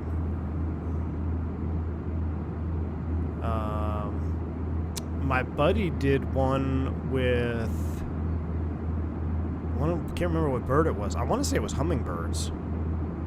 Did like a hummingbird transport. Every now and then flow. Oh, I've done dogs. I've flown dogs before, like a cargo load of dogs. Me too, but the bee was a stowaway in the cockpit. Victor Silva, I know what you mean, man. I almost went off the runway on a Piper Chieftain because a wasp flew out of the friggin' air vent. I had to like mash it with my knee pad, my knee board. I'm trying to like not go off the runway and smash this wasp that came out of the air vent when I'm going down the runway right at rotation. Horse transports look sick. Yeah, Aviation Blaze and the 727. I've seen those Kalita Charter 72s running the horses. So awesome, man. So awesome. what they go through too, not even just like the 7.2, but like the other horse charters. I mean, the amount of logistics behind, because those horses are super high dollar, right? I mean, they're coming in for the Kentucky Derby or whatever their purpose is for that particular transport. The amount of care and additional procedures in place to make sure the transport is done safely is pretty awesome. I took I think I told y'all this, I took a jump seater one time from Miami up to, I think it was Cleveland. And I asked, he got on the airplane and was like, hey, what are you flying? I was like, oh, I'm a flight engineer on the 7.2. And I was like, I didn't even know anybody who still flew the 7.2 in the U.S. And he was a Kalita Charter 727 flight engineer. But he talked about it too, like just all the extra stuff that goes into it. Little mini game trying to smack it with the fly pad, break the fly pad, exactly. Listening what you have flown, like Bubba listening to all the shrimp dishes he can make. There's fried shrimp, grilled shrimp, steamed shrimp, boiled shrimp, shrimp pasta, shrimp gumbo. That's about all you can do with shrimp. I know the 7.4 transports horses also, and there are special horse handlers on board. Yep, Jeremy, yeah, special horse handlers. The guy that I was talking to, they even had like a vet. A vet went along for the whole flight to monitor the status of the horses, and like they link them up to some machines and stuff, so they can constantly monitor what's going on, like the vitals and stuff. Matthew K, thank you so much, man. Appreciate you. Yeah, 40K subs, dude. I am truly honored and blessed, y'all. You guys, I can't thank you all enough. I really, truly mean that from the bottom of my heart. 40K subs, and what's crazy about it is, as we roll back here on cruise, I can hear the engines coming down. You know, we hit 40K subs over the last 3 weeks. I hadn't even produced a single video, so that just means that y'all really enjoy the content and you watch previous content. So can't thank you enough. I work at DHL. We even transport manatees. Wow. Hopefully none from South Florida. But that's crazy, man. Manatees. The problem with the livestock cargo is dealing with the biomass they keep delivering. Corrosive, endangered canola in the packs. Hey, Gustavo. So if you have a horse charter and they all poop over the course of a 12-hour flight, is the weight of the aircraft greater? Just kidding. I'm done. All right, we're leveling off at 350. It's a smooth ride. We'll go ahead and get that seatbelt sign off. And folks on the flight deck, just retrucking us now to 35,000 feet. Looks like we found some smooth air here. We'll go ahead and get that seatbelt sign off. We do appreciate you joining us along on this Talk Air flight down to Costa Rica. About 400 miles to go. We'll update you on the weather and the time will rise a little bit closer. Thank you. It should be equal. Yeah, it should be equal because it's already in the horse. It stays equine. It stays equine. You guys are awesome. All right, let's dial it down. Let's get serious about this now. Let's get serious about this. Let's do one. Ooh, that's a cool view. Let me just make sure status is normal. All right.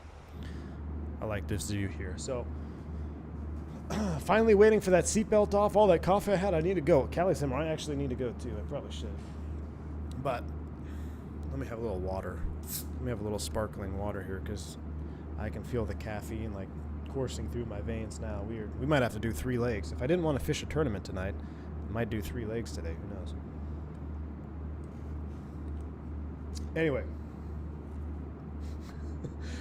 Oh, Aaron with the horse questions. So, all right, reeling it in, real talk. You know, I talked a little bit about where I was over the last 3 weeks. A lot of life stuff happening. With not boring you too much with the benign details, there's a lot of things going on both in the family life, V1 HQ, like the real HQ, our home life, and what we want to do with our kids long term as far as where we want to be long term. And then I'm also at a crossroads with my career. So I'll save most of the career crossroads stuff for an upcoming podcast. And you're going to be like, oh, podcast, we never see podcasts.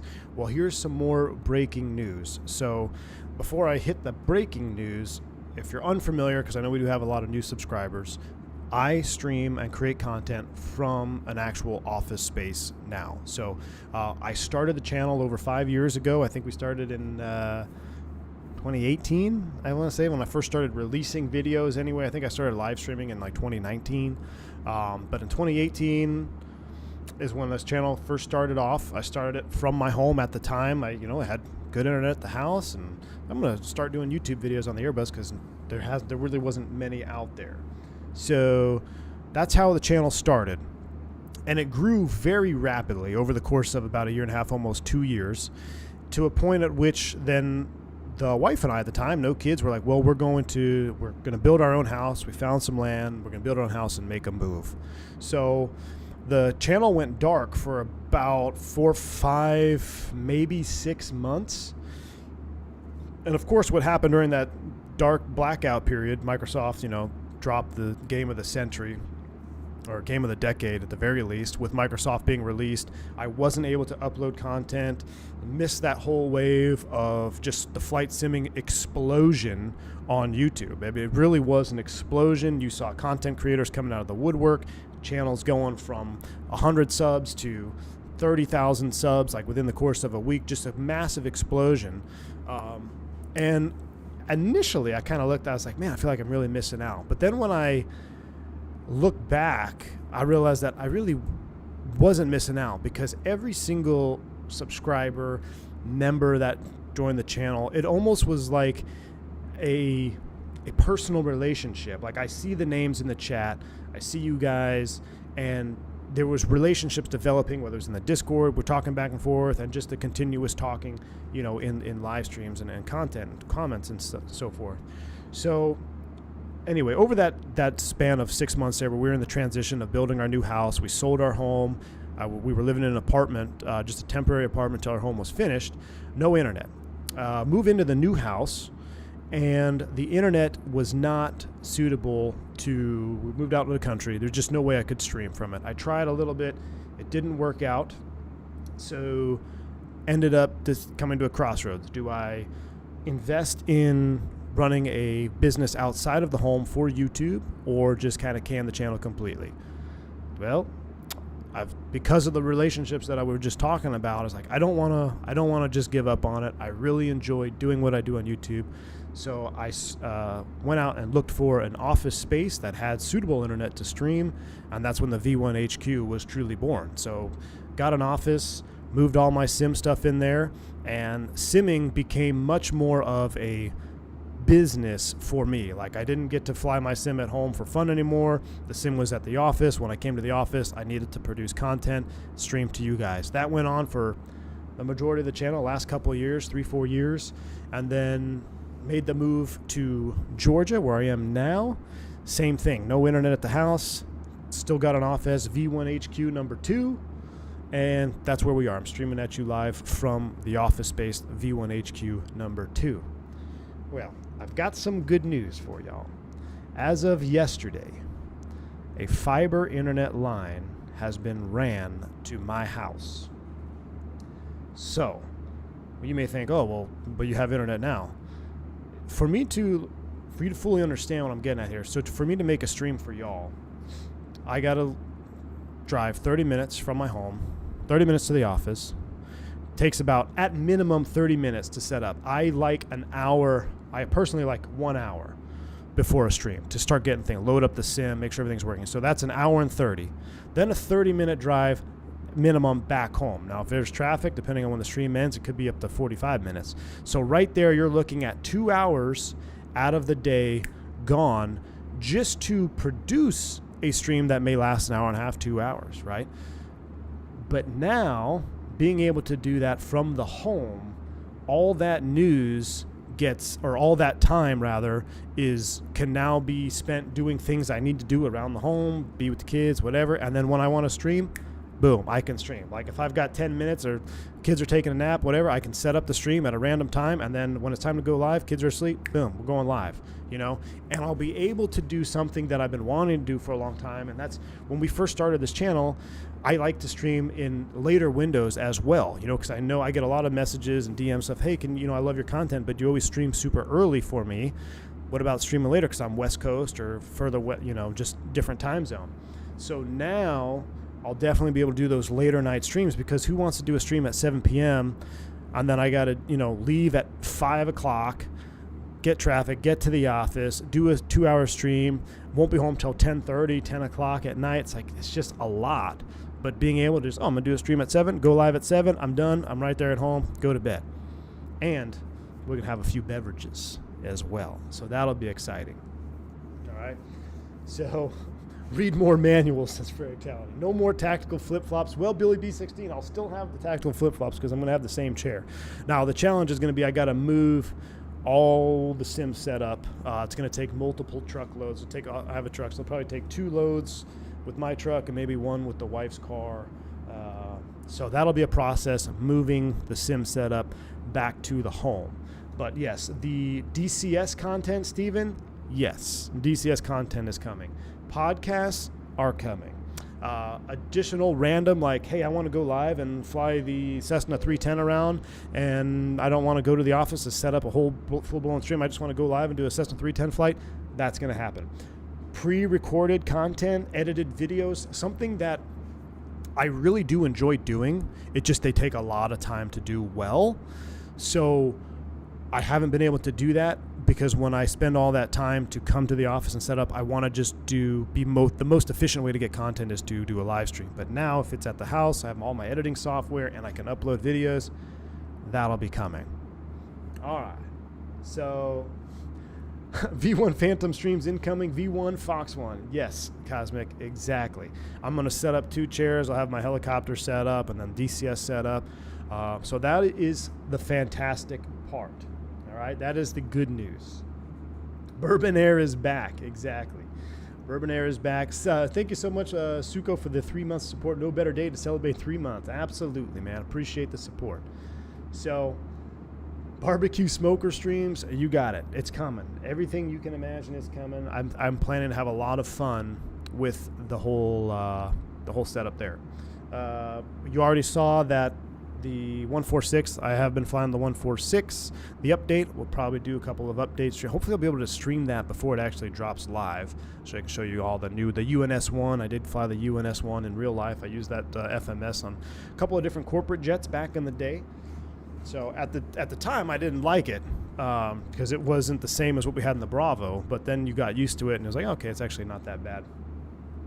However, there is sort of a downside to what's happening. So continuing on, Nate Williams says, time and money going back to you. Yes, not to mention, I didn't even mention this, but there is a significant overhead to run this channel outside an office. Like office, $500 a month, and you got to pay for internet on top of that. It's $100 a month. You think about gas over a course of a month. There's at least $100, probably $200 worth, because $100 to fill my truck and the amount of trips you do back and forth, probably $100. I mean, so you're talking roughly $700-800 a month overhead just to run the channel from an exterior location, especially at the distance that it is. So to bring all that in-house, awesome. More jets, streams, yeah. More time, yeah. So all the good stuff. Downside, a little bit of negative news, but I actually don't know how negative it actually may be. So we'll see. I'll just go through this. So without doing the career crossroads problem, I'll save that for the actual podcast, because there's a lot of stuff going on in real world aviation right now in the States. We've got the Boeing issues. We've got the Airbus issues with the geared turbofans. So there's a lot going on, real world aviation flying, and where I'm at, I'm kind of at a point where not sure what's going to happen, what I'm going to do. Do I make a move? Do I not make a move? Whatever. We'll save that for podcast time. What I am going to tell you is, as far as our family is concerned, we haven't had any bad experiences in Georgia. I'll just say that. Georgia's been good to us as far as people we've met, interactions we've had, especially out where we live. It's very chill. Great neighbors. The flying is good. I mean, I'm flying turns out of the left seat. I can't complain. Just doing day trips, which also means I'll be able to do a day trip and then come home and stream, and I'm at home. It just makes it so much easier to make the content for you. However, from a family perspective, I'm a Texan at heart. My wife's a Texan. Well, actually, she's a Floridian. She's from Florida, but lived in Texas for over 10 years, so she's basically a Texan now. We had a real, come together moment. Think about where we want to raise our kids. What kind of lifestyle do we want our kids to be involved in? And there's been kind of a driving force, or like a back, deep down with inside me and hers, like we want our kids to be raised in Texas. Like, don't know what it is about it. We can't put our finger on it. If you're in the Discord, you saw me actually flew back to Texas yesterday, or 2 days ago rather, with the wife. Went back out there, looked at a house. Been making some trips to Texas to look at other homes. That's part of the 3-week absence. Like on my days off, I was actually non-revving back to Texas, go look at homes, come back. So a lot of my time was spent traveling the last couple of weeks. But yeah, we have decided that we are going to move back to Texas. Like Texas forever, going back to Texas. When? I do not know. It could be, it's probably not going to be weeks. Months, I think, is more of a realistic scenario. So not quite exactly sure when, and this kind of ties into, what's happening career-wise in the airline industry. There's a lot of turmoil going on. There's a lot of stuff that's potentially hanging on to perhaps an administration change. It is an election year here in the United States, so there's a lot of things that are kind of hanging in the balance this year that my wife and I just kind of said, like, if we continue to just wait and just postpone and try to wait everything else out, we're going to go crazy. We know where we want to be long term, and we love our house, we love our property, we love our, we have a mini hobby farm. We got chickens, dogs, bunnies, like, we're loving it. Got a shooting range off my back deck. I mean, that's pretty sweet. So to give that up, though, and not really feel any remorse to give that up, I think that's a sign in of itself of where we both know we want to be long term. So the Georgia experiment is coming to an end, and I am doing something that is not, I always said, don't ever make yourself commute. I will potentially be commuting, just kind of depends on what happens career-wise. Indecision 2024, that's a great way to put it, Fractality. So, new Texas house must have fiber. Rusty, I hear you, man. We still own our house that we lived in before we moved. We sold some property. We turned the house into a rental, and I don't know if that house will be our long-term house, but it'll probably be our initial house that we move back to, and it does not have fiber, unfortunately. So when the move does happen, I don't know what'll happen to the content on the channel, if it'll be, a couple weeks, months of darkness, or if I'm going to hit up the office that I was at previously. The original V1 HQ was actually much closer to the house than this one is here in Georgia. It's only about a 15-minute drive. I'm going to hit them up, see if they have slots available, That's future still. We're still talking months ahead. I'm not quite sure what's going to happen, but it is on my radar. So that is kind of what's been on it's been weighing heavy on me. Like, just there's a lot of indecision going on, and we both came to an agreement. Like, look, we know where we want to be. Let's do it. And at the same time, we get fiber at our house, so it's like, that's awesome. I'm going to take full advantage of that. So the content in the short term is going to be coming at you full steam ahead. So be excited for that. I'm excited for that. So it should be good. Long term, though, there is some unknown what's going to happen content-wise with the channel. But I'm going to do, you guys should know me by now, I'm going to do everything I can within my power to make sure I put us in a position where I can still do this, because I enjoy this a lot, guys. I really, really do enjoy streaming. I enjoy teaching. I enjoy interacting with y'all. So it should be fun. Callie Simmer says, wow, it's great that you still own your home in Texas. Are you going to become a real estate mogul too and just keep acquiring properties? Callie Simmer, no, I don't think so. I don't think that's for me. Anytime you sell a property, though, you should never. Someone told me a long time ago, it was like, if you have a property, never sell it. Turn it into a rental if you can. And I agree with that. I think it's good to have multiple properties if you can. But the house that we have here in Georgia, it'd be a real hard rental property. We're out in the country. We got quite a few acres, and it's great. We love it. It's everything we thought we wanted. But at the end of the day, deep down, we're both like, Texas is what we want. So who knows? Who knows? No shortage of airports in Texas, methinks. No shortage of airports in Texas, Jake. I wish you all the best. I'll be here supporting V1 channel come what may. Absolutely, B60. And that's the thing. I know y'all are going to be supportive all the way through. So I'm excited. Now, here's something I just thought of. Ironically, so I went into that 6 months of darkness, basically, when I moved to when we built our house and Microsoft released. I can see it happening now, and I just thought of this. Watch that happen. Like, watch Microsoft 2024 drop when we're in transition and I can't make content or stream. I'm going to do everything in my power to make sure that doesn't happen, but oof, I don't like the sound of that. Follow your heart, V1. If you go back, you know what it is, what you want. Yeah, Anthony Teal, and that's what we decided. I said, look, we both need to fly out there together. No kids. We're going to go back to our house. We're going to drive around. We're going to go run our, do our regular routines that we had out there, just to make sure that it is exactly what we want to do. And we were out there and we loved it. And it just was like, I can't explain it. It's in the heart. Texan, I'm a Texan for life. And this is no shame to Georgia. I've met some phenomenal people here. I actually really want to go fish a tournament tonight on West Point Lake. Met some great dudes down there.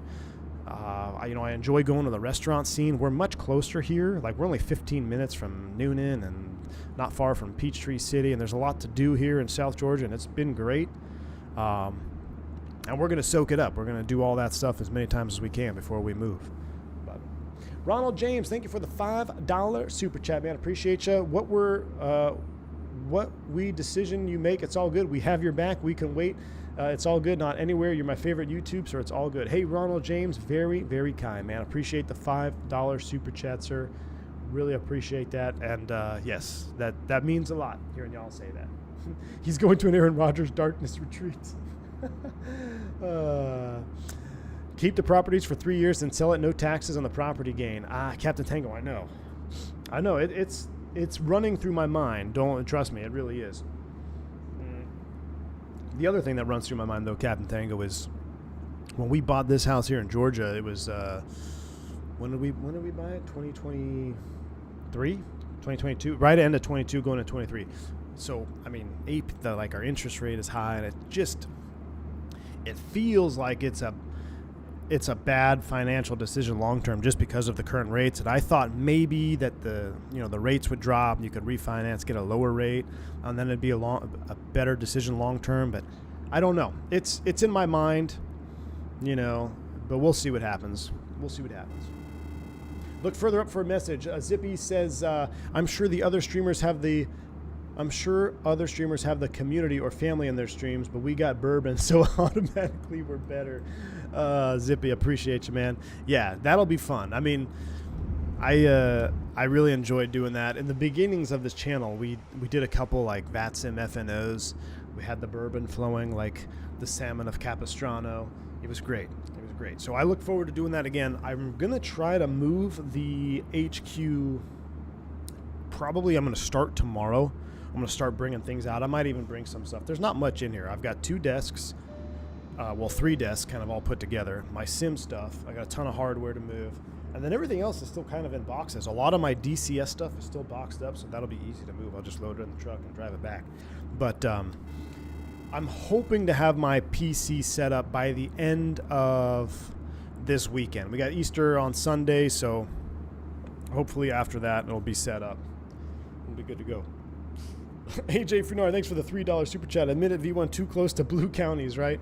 Nah, I don't know. That's not really it. But I'll tell you what, there is the cost of living is significantly higher in Georgia than it is in Texas. I'll tell you that. A lot of nonsense for sure. I can't even imagine how that is. Moving states in the U.S. is basically moving countries over here in Europe, at least regarding distance. Yeah, it is a long drive. It'll be another 15-hour drive back. So, anything to bring a fellow Texan back home. Hey, Kyle Lewis, appreciate you, man. Yeah, it'll be fun. It'll be good. I think about it, and it just makes me smile. So I know it's the right decision. There's a lot of unknowns though, and there's a lot of challenges ahead to get it done. But I think now's the time. And Kelly Simmer, I saw your comment earlier. Do it now while the kids are young, and I agree too. Like I don't want to keep moving them. My oldest is 4; she'll be 5 in July. So I want to just. She's already moved once here, and we'll move back, and I think that'll be it. You know, and if we have to move again within the state of Texas to find fiber, that's fine. But anyway, all right. Center is calling us. Did we get a? I didn't get anything. I think we're good. All right. Maybe when I leave Dirty Myrtle, I may have to look at Texas. Plop a big old Eagles flag. That'll get you shot. That'd get you shot in. Well, yeah, I don't know, man. Depends on where you move, Shaq. But yeah, you should, man. You should. No more love bugs. Does U-Haul rent 737Fs or some good with that? That's what we need. I'm just still anxious hearing about the career spiel. Yeah, Aviation Blaze. I'm gonna put that on a podcast. I might even do that. So I've been doing speed tests at home. I even did a private stream on the home PC with the new internet. The speeds are faster than what I have here at the office. I mean, it's I think I get 600 down and a pretty steady 300 up, which obviously you don't need that for streaming, but the stability, I didn't have a single frame drop ever. We've even had frame drop issues here at with this office internet with the coax. So it's I look forward to it. It's gonna be a lot of fun. It's gonna be a lot of fun. You can take the man out of Texas, but you can't take Texas out of the man. That's right, Jeremy. And Texas is calling home. Yeah, fiber is fiber. Chaos. And I was thinking, like, so what prompted me is I was outside and I kept hearing this, like, dun dun dun dun dun dun dun. I'm like, what is that noise? And I go out the front and I can see one of those big wheels with the, what do they call that? It's not the actual fiber line, but it's that big orange tube that they run first, and then they run the fiber through it. And they were doing the piping, so it's just like almost like a jackhammer. I don't know how that process works. I think it's kind of fascinating. I kind of want to watch some YouTube videos. I'm sure there's videos on it, how they run those lines underground. But they dig a hole, and then they have like this machine that runs the casing, I guess, first, and then they run the fiber through that. The conduit? Yeah, conduit. Yeah, exactly. That's what I meant. And I was like, what is going on? So then I walked out there, and sure enough, they had one wheel of conduit, and then the other wheel was black, and as I said, what did it say? Coaxial fiber. I'm like, really? And I started looking around, and Spectrum is running the line. So pretty sweet. How about we both move to Dallas? You plop your Eagles flag, I pop my Niners flags, and Venture Defense Pact. Steven, yeah, Steven, you and Shaq, if you're going to, that would be your best chance of survival. You're going to need a mutual defense pact against Cowboys fans. You guys popping Niners and Eagles flags. Yeah. Yep. All right. So that's what I got. That's the news I have for y'all. You already know we'll do the 146. That'll be coming. Duke stuff, Black Square willing, I'll be able to get a hold of that and be able to do some stuff for that as well. You already know Lear stuff. We're going to be doing that later. And I think that's all the announcements I have for now. I do have one other thing that I wanted to announce, but I can't announce it because I still haven't heard back yet. But it's not really nothing crazy. Are you a Cowboys fan? Does a bear poop in the woods? Coaxial fiber. It wasn't coaxial fiber. Sorry, Aaron. It was fiber optic. That's what it said. It didn't say coaxial fiber. It was fiber optic. Or optical fiber is what it said. Yeah, optical fiber is what it had on it.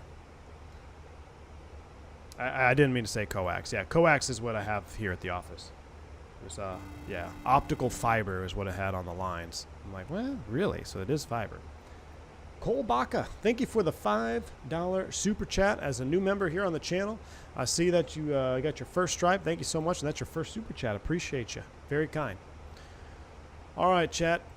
Enough chit-chat. I knew that went by fast. We got to start prepping for the Cirrus visual into Costa Rica. So here we go. Let's go ahead and actually let's get the weather first, and then I hope we have a chart. I have my real-world iPad next to me in case I need it. I'll read you some stuff off of it anyway, but I'm curious to see if we actually have any JEP charts that has the Cirrus visual approach. Oh no, that's La Aurora. We need to go MROC. What's up, V1? Just joined. Good to see you back in action. Yes, it's fun to be back, man. Fun to be back. All right, so we've got the the Loke 7 Zulu is what we have dialed in.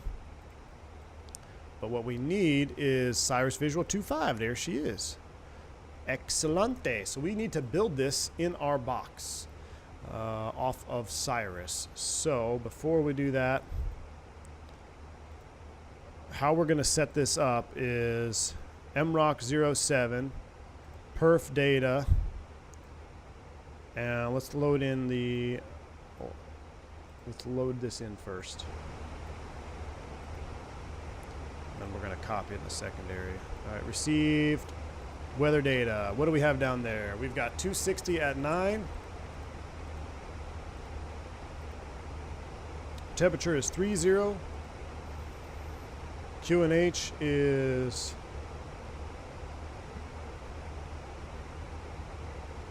3010.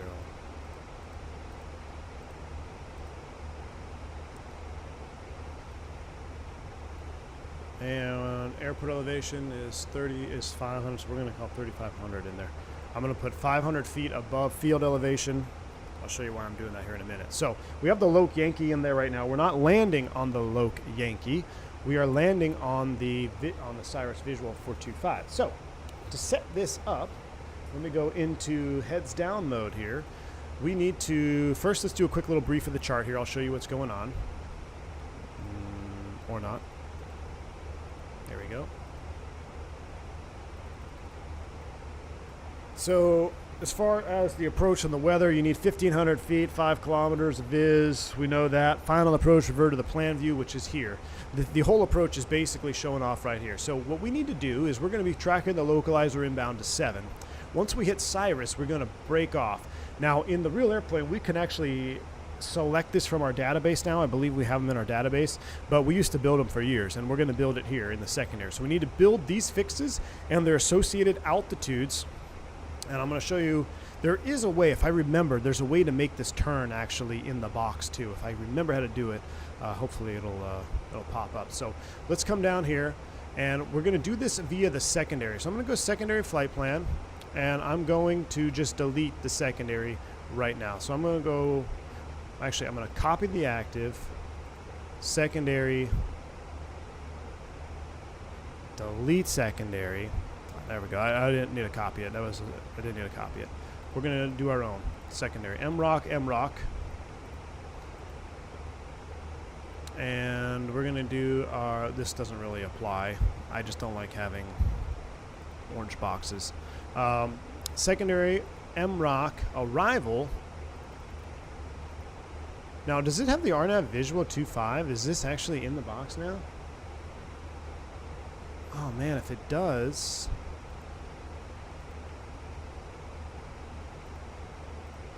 Let me see. We're still going to build it.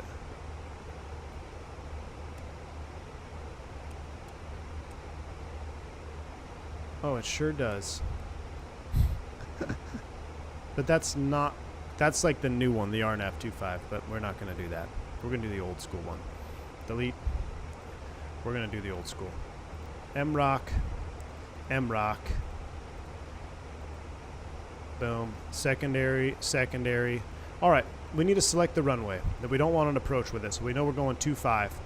No star. No via.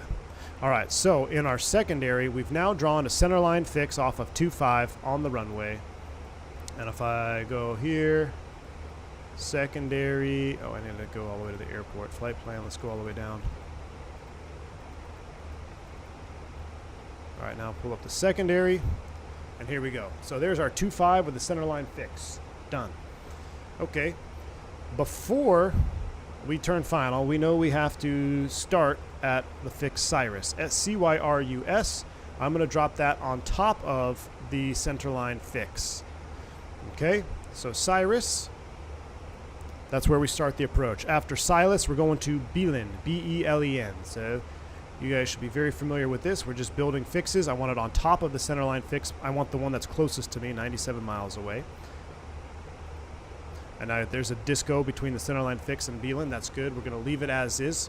After Belen, we have Ipabe, E-P-A-B-E. E-P-A-B-E. Ipabe. Boom. Insert. After Ipabe, we have to make a turn, direct, or not direct, but a turn on the final, that centerline fix. I'm going to talk about that here after we get the rest of our altitudes in. So these are not just fixes, they have altitudes and mandatory speeds requirements, or maxes rather, 160 max, and I'm actually going to dial that back. But we have 4,000, 4,000, and 4,000, and you can also notice each one of these fixes is a solid triangle. That is not your fly by waypoint, that is a mandatory fly over waypoint. Oh boy. 19.6. We got a lot going on here. 119.6. Airplane's turning. I need a mini radio panel. Oh my goodness. Airplane turned and screwed up my view.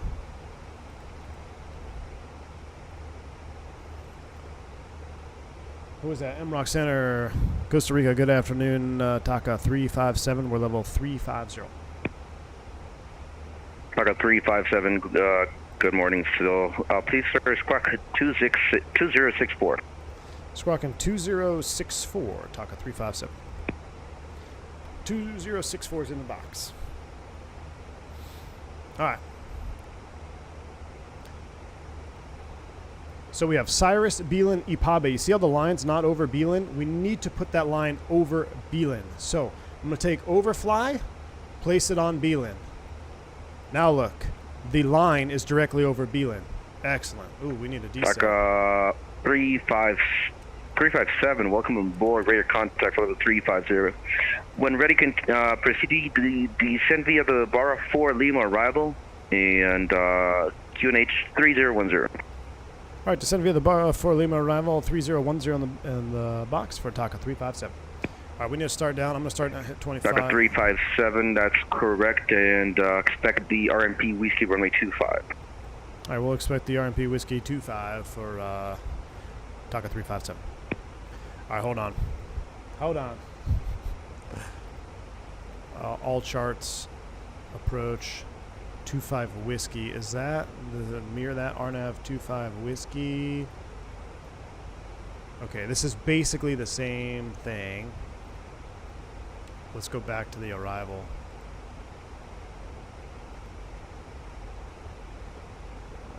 What's the bottom?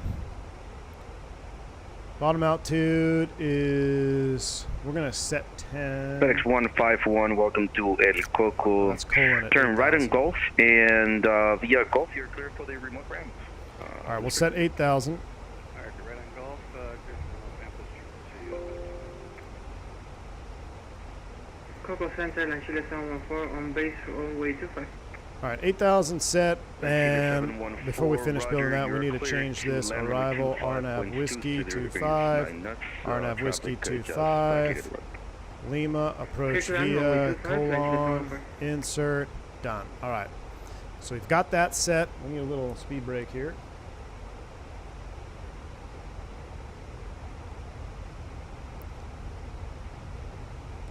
We need a speed break to catch up.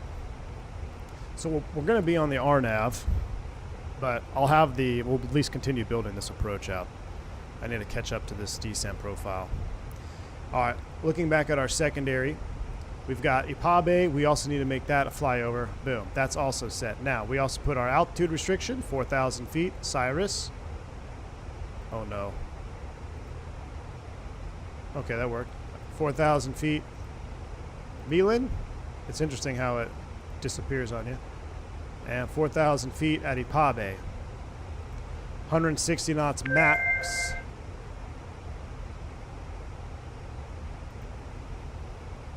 There we go. We're catching up to it. We're catching up to it.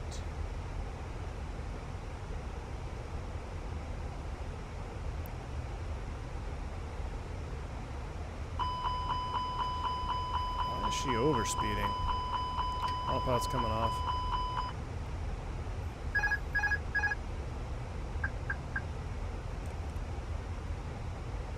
Autopilot 1 back on. We're in descent nav. We're on profile. Alright. Lurk mode for dinner. Alright, Dougal. Now it'll catch me. Now we're back on it. Alright. We also know we have a 160 max speed. Boom, there we go. All right, 160 max. I'm gonna go back to my plan view here. Now, I'm curious. You see how the Cirrus visual is actually inside of the RNAV whiskey? So we're actually gonna have to fly. We'll fly the RNAV, which is less juicy.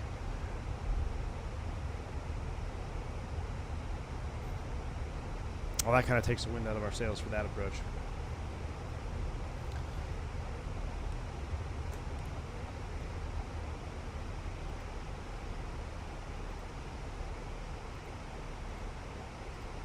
I guess we could ask him. Let's see. Let's see where we are in profile. Make sure we're not violating anything. 24 to 8, 280 knots. We're coming back. Thomas Ray was ask Vodka got it, and set our Taka 357 with request. Go ahead, Taka 357.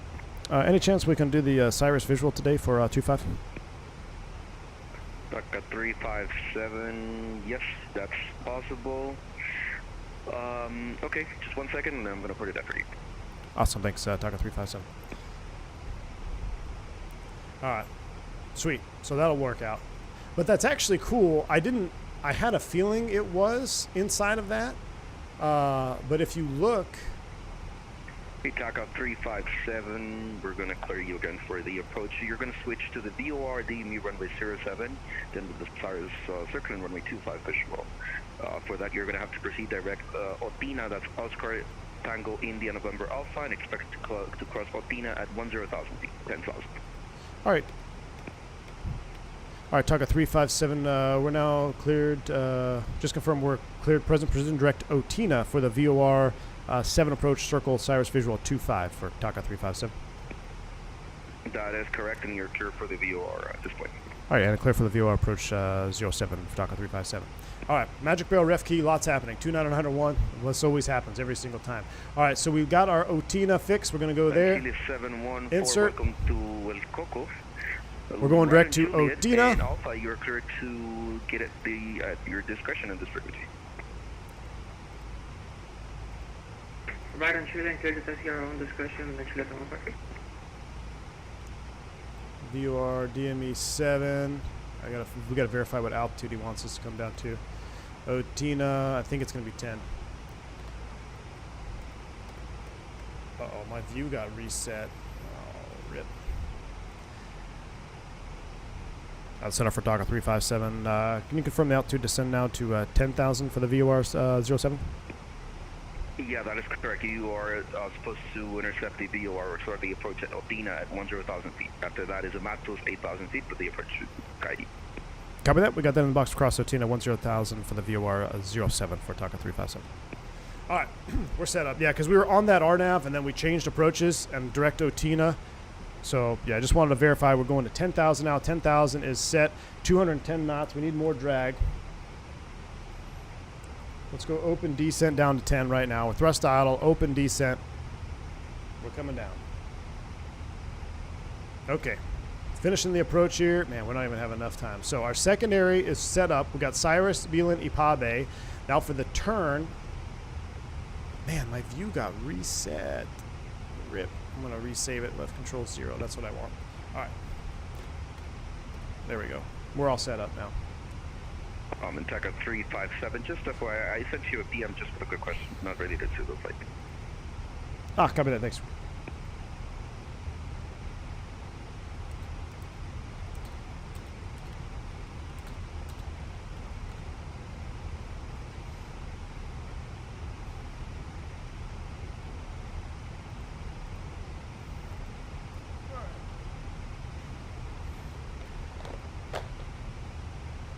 Pulling out my real world chart here.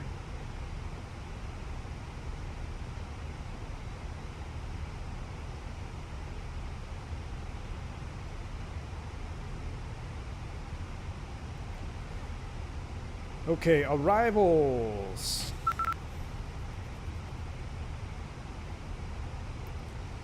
ILS DME-7, we're not on that runway 25. When conducting Cirrus visual, insert overfly on the Ipabe fix, prevent the turn before Ipabe, resulting in unstable approaches. Cirrus visual, refer to the airport briefing. Focal alert at night, we are not authorized to conduct the Cirrus visual approach. All right, that's all checked. Cirrus visual 25, we already talked about it. We got the fixed there at Ipabe, mandatory overfly at 4,000 feet. Now, here's the kicker. We need to make sure when we are in that turn on the visual portion of the 2.5 circle after Ipabe, a lot of you may want to fly this in managed speed. Like, oh, I want to be managed, configured, make the turn. The problem is executing this 180-degree turn here, low level and fully configured. We want to make sure we don't inadvertently go into a... Hold on, we got to go vertical speed 0. Hold on, stop. Vertical speed 0, 10,000. 8,000 is set for OTINA, slowing to 210. If you fly this at managed speed and you roll in that bank angle to make that 180-degree turn, there is a chance, and it has happened in real life with all of the gear and flaps out, that you will trigger an alpha floor event. Now, this goes into your knowledge of the 320 here, or the 320 systems, because alpha floor does not activate when you stall. Remember, it is a predictive function. So if it predicts that you may enter a stalling condition, or that's a bad phraseology, if you enter a high AOA situation, it will predictively activate alpha floor. Now we're VFE next, -10. Let's go ahead and extend flaps 1. We'll get the flaps out. We'll get our lights on. And we are cleared for the VOR approach. So out final app nav is blue app nav. We're already on the approach. We're 210 descending 8,000. If you have a gust of wind there in that turn, you could trigger alpha floor, which is then really going to screw up your entire approach on that turn to final. So we're going to have our speed selected. If I come down here and I look at our perf, I'm going to go ahead and activate approach phase right now. We are in selected speed. Our VAP is 141. I'm probably going to add at least 10 knots to that, 151. And I want to think in my head, okay, 151, depending on the winds, I may add even a few knots, 155. Selected speed in that turn. And then once I'm established visual on the 3-degree path inbound, I will manage speed and then continue the approach in managed speed only after I'm established the visual portion and we're pretty much rolling wings level at that point. So do not go managed speed too early, because that can definitely bite you. It's happened in the past. It's happened to real world crews, and you get an alpha floor, low level, heavy airplane, rising terrain, and you look very, very low because you are descending while the terrain is rising up to meet you. So don't fall for the illusion. Make sure you keep descending in this turn here. There is a way to draw this to make it connect. I don't have enough time to finagle it right now. Basically, we create our own centerline fix. Oh, that's me. Speed brake's still out. That's me. Going back to 180 on the speed now. Here comes our vertical deviation. All right, so I've selected 180 now on the speed. We know if we look at the chart, it's 160 max at Cirrus. We're going to execute that turn just after. Let me go back. Plan mode, secondary. So right after FD07. After FD07, you can see Cirrus is right there on that final approach course. We're going to select heading, activate secondary, manage nav, and we'll be ready to just fly what we've programmed. We'll be at 4,000 feet, selected speed, execute the turn, give me the bird, flight director's off, and it's just a walk in the park from there, Kazansky. All right, we're going back to arc mode. Recorder is ready. I need to slow down a little bit more. We've got high density altitude up here. It's making it hard to slow down. So you're right on the approach. Notify starting visual. The Cirrus visual procedure, please. Roger, we'll notify you when we break off for the visual. Taka 357. All right. We need to get back on. So let's get our cams up. Reorganize that one because it's hit my chair. I need to get that. We need to get below I'm going to go ahead and scroll in 160 now, a little bit early. Gosh, we're right at that S speed. Come on, baby. Close enough. 10 knots. Let's go VFE next minus 10 flaps 2. That'll help us come down. Remember, you got that idle thrust increase when you get flaps 1 out. So get flaps 2 out, that's really going to help you start to come down. All right, there we go. Now she's coming on down. 160 max. I've got 160 selected. Cyrus is right there. I'm going to scroll in 4,000 feet because that will be our hard altitude for the turn. 4,000 blue is set. Seatbelt signs coming on. Flight attendants prepare for landing. There's our runway 07. A little out of sequence here, but if you look how close VLS is going to be to 160, less than 10 knots. I'm going to go ahead and extend flaps 3 now. That'll keep us 1 step ahead. So we'll go flaps 3, gear up. Once we get established, we can go ahead and stow that speed brake. Now we're looking real good. We're on our path for the local or the VOR 7. We know we're going to break off here momentarily. We have 4,000 set, ready to go, and we're already at 160 knots. So we're ahead of the airplane. We're looking good.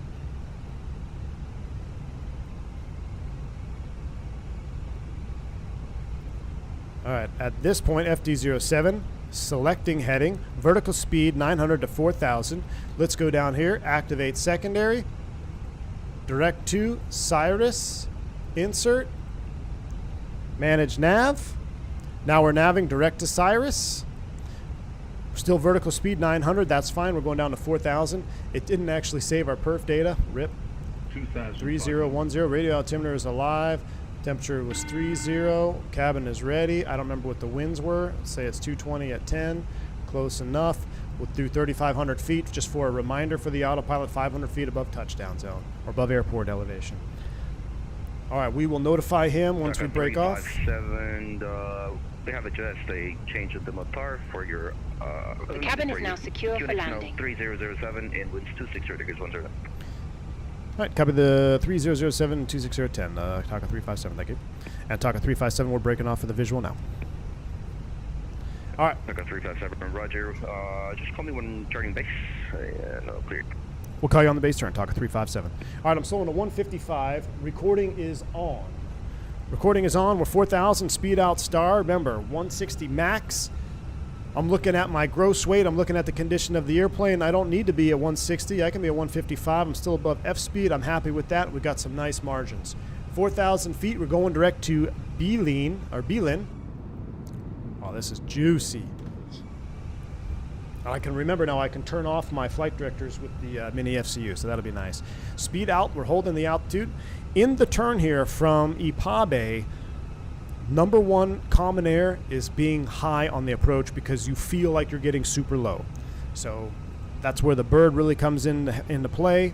Utilize that bird, show your flight path angle so you continue to make a nice constant descent rate in the 180 turn.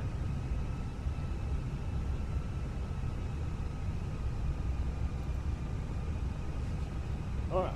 Man, that was like, this is a firestorm. This just all happened instantly here. All right, there's Belin, 4,000, 160. We're looking good. We're in the turn. Now we're basically on downwind. I forget what scenery we have here, but it's pretty nice scenery. Let me juice up the sounds. I will hand fly it once we get leveled off here. Our VAP was 141, so I'm going to stick with 155. We're flaps 3. As soon as we cross Ipabe, I will go gear down and start our descent. 1,000 feet. Should be shadowing the controls, but I got to use my hand to move the mouse around. All right, autopilot's coming off. Flight director's coming off. Give me the bird. We're 4,000 feet. Go around altitude. We'll leave it at 4,000. We'll actually round it up to 5. We got to fly over Ipabe, which is right here.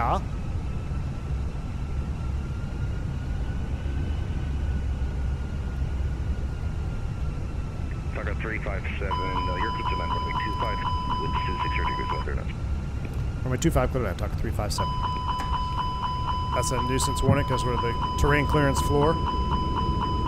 Gears coming down. that wouldn't go off in real life there.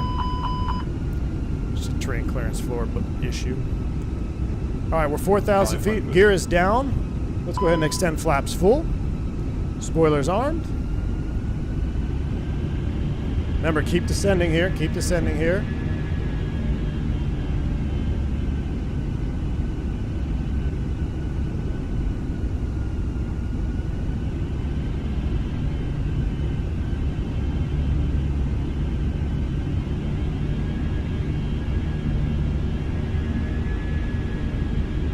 All right, runway's in sight. That's a normal position to land. We'll go manage speed. Now you can see it's coming back to our final. Looking good. Gear is down to land, clear to land. See how close that terrain looked? Ooh, a little bit of a sink there coming off, correcting. Oh, I forgot to reset fly live.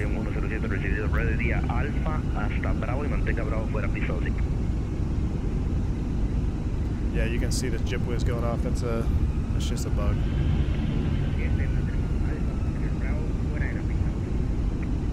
All right, we're on speed. We are looking good. Big displace threshold here. Can throw you off.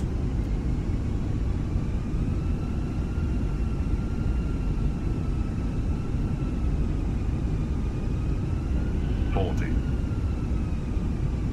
lot of energy. 30. 20. Retard. 10. 5. Come on.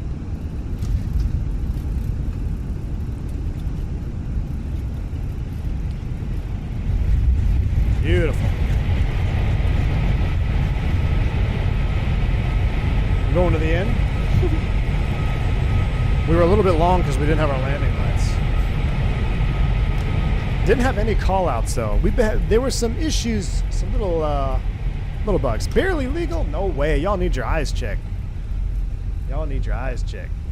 That was 110% legal. We weren't even at the last strike. Alpha, and it's actually Alpha. You're cleared to get him choice. All right, right turn Alpha, Alpha to the gates. Thanks for the ATC. Taka 357. Not just in the zone. Y'all are crazy.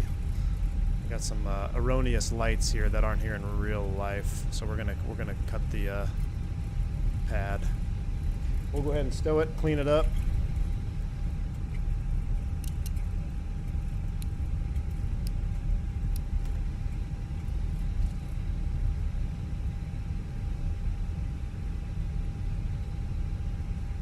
A 171.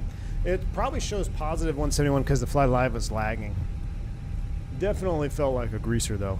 But the thing is, so pro pilot, and this isn't really an excuse, but it's an observation that maybe you can take in your landing. Judging the touchdown zone and where the only other exit was, I had two options. We can either put it down a little bit early and get on the brakes significantly with high density altitude, smoke the brakes and make that only turn off, or you take it to the end of the touchdown zone and you roll it out and make a nice easy turn off and you don't smoke the brakes. So knowing that I thought we were going to be early on the touchdown zone, but we had some issues with the jip whiz, and I was kind of distracted with that, and we had a lot of energy for some reason.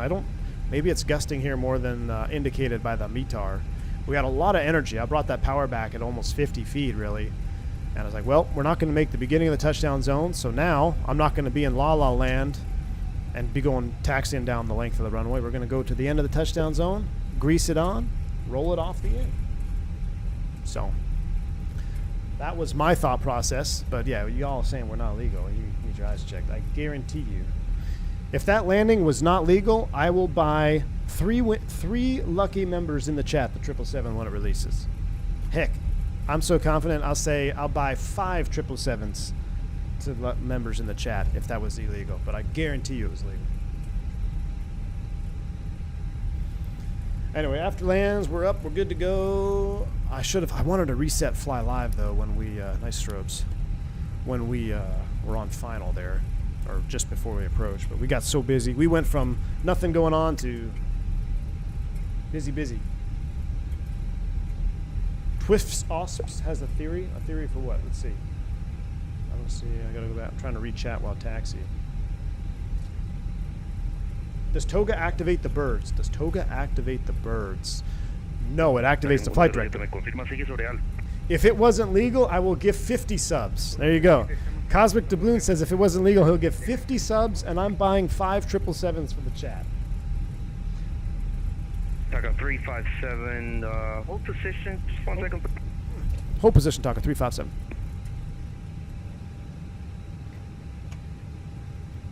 Okay, Taka 357. I have the A320 in front of you with problems with the, I guess, the speed meter. So to not cost you any delay for your arrival, you can turn left on Foxtrot and go see the remote ramp. Or if you want to, we can wait, for Alpha to be clear for you to proceed to the. That's fine. We'll take the left turn here. We'll go to the remote ramp. We'll have them bring out the air stairs. Thanks. All right, we're going in via Foxtrot. Make the left turn here at the remote ramp. We got an Airbus out there with brake issues. Oh, I love the taxiing now. Like, we're higher density altitude, a little bit of breakaway thrust. Phoenix is doing awesome. This is awesome. So awesome. See, I need that thrust to get up this hill here. We're sitting at 3,000 feet. Air broke. Traffic's and frequency. Coco Control is disconnecting. Thank you, everybody, for coming in today, and have a good day. Bye-bye. Thank you for the ATC. We'll see you. I see a 146 over there. Let's go over there. And then we'll get to the replay. We won't shut it down because I want to see. We gotta make sure we don't owe the chat a bunch of stuff. Guarantee you it's legal. Is that a real side stick? Yeah, might as well be. Might as well be. All right. I believe that's Team Vodka. We got a Latam that took off with us. We'll take this one right here. That's the fuel farm, so we'll go right here.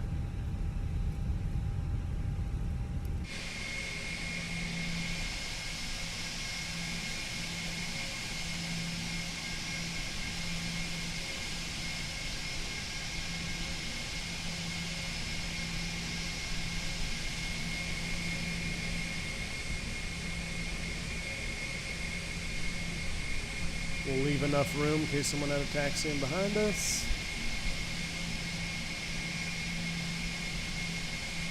Up. All right, brakes are set. Let's do it. Okay, so what is at stake here? Let me disconnect from we'll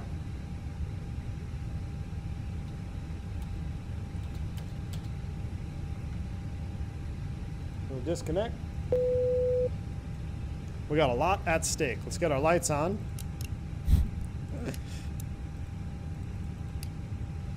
And we'll get our flaps out. We were position 3 initially, so flaps 3 coming out. 5 777s and 50 gifted subs. That's a lot of money at stake. Cosmic, I appreciate the confidence that you have in me, brother. I almost want to... I'm not second guessing myself. I know we were legal, but I'm a little nervous. All right, let's go ahead and hit replay. Make sure I don't re-record it. Yes, replay. Here we go. We'll let it load in here for a minute. Turn the parking brake off. 50 gifted subs and 5 777. I mean, the 777 is probably going to be, what, $80? It's 80 times 5. A lot? I'll tell you what, if it's not legal, I'm going to Alt F4 before you guys see it. I'm just kidding. Let's run it forward. All right, run it forward. We're going to have a beautiful approach there at the end. Here we go. We'll start it from the turn. Here's from the turn. Let me, I'll save this replay after. $50 777s would go 50 777s. No AA, Ron. Get out of here. 4 tickets to a Red Sox game in Boston. There you go. Look at that terrain, though. You see what I'm talking about? I mean, if you get fixated on that, you're like, we're way too low, but you got to keep coming down, because if you don't, you're going to roll out, you're going to be high. And now you're high with, 3,000 foot airport, depending on how hot it is, you're You're going to be slippery trying to get down. That's what stream delay is for. Oh yeah, look at that. I'll settle with a Fenix 319 and a Jib. Hey, I'll throw in 5 Fenix 319s. 5 319s, 5 777s, 50 gifted subs if we're outside the touchdown zone.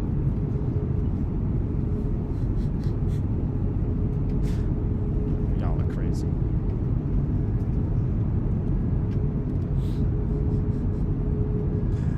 I'm gonna watch it from here first though, just to make sure.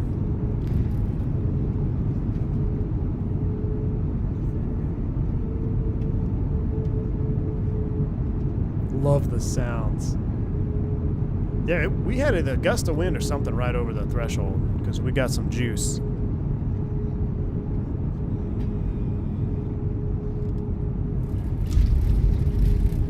Oh, shit.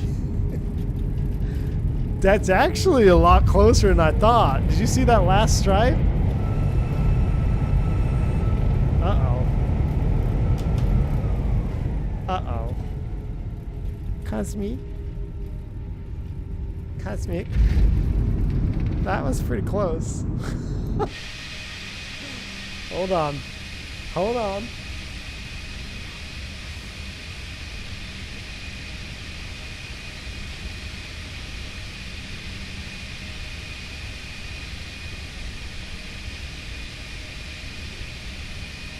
Oh, we were like 6 inches above the ground, just holding it. Oh, all right, we're down. Whoo, buddy.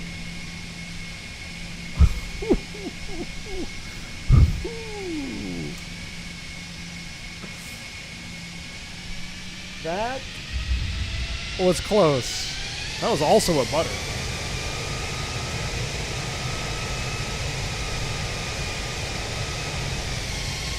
That was also that was actually a really nice butter. Let's watch that again.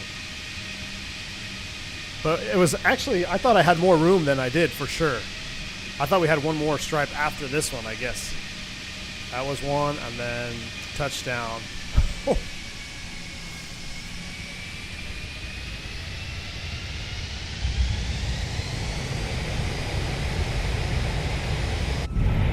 The replay was rigged.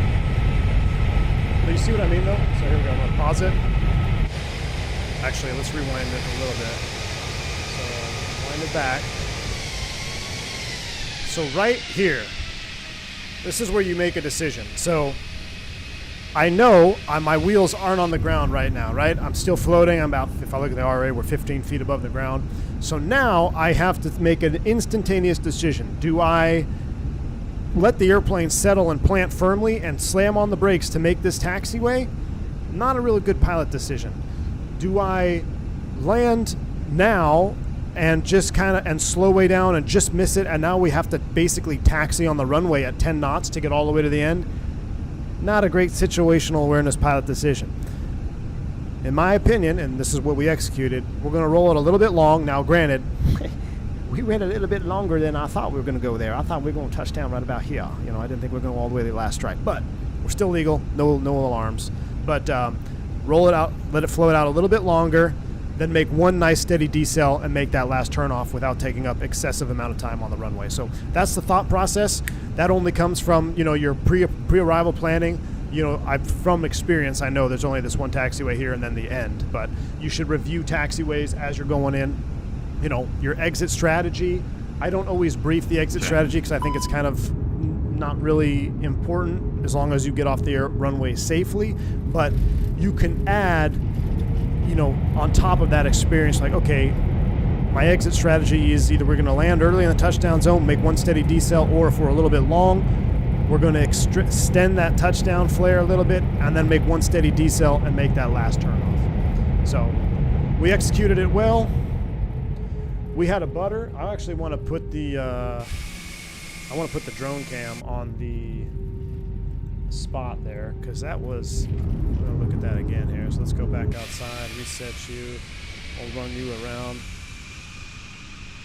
and then we'll get sail going, and I'll let you guys have one long replay all the way down. What if you landed legal IRL or illegal IRL? How much trouble would you get in?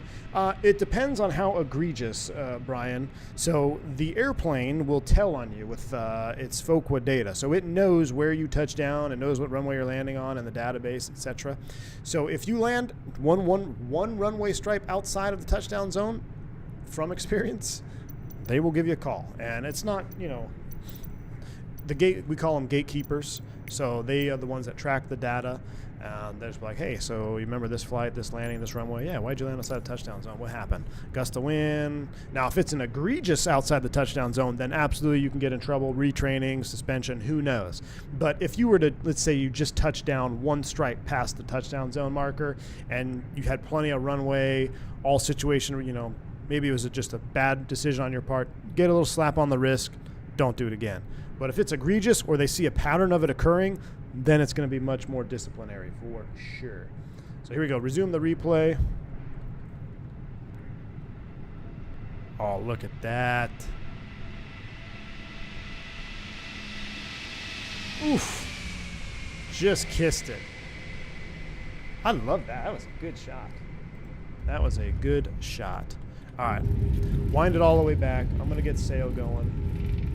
It's 2:33. See, if my office, if we had it set up, we'd be doing a second leg, but I got to do some other stuff, so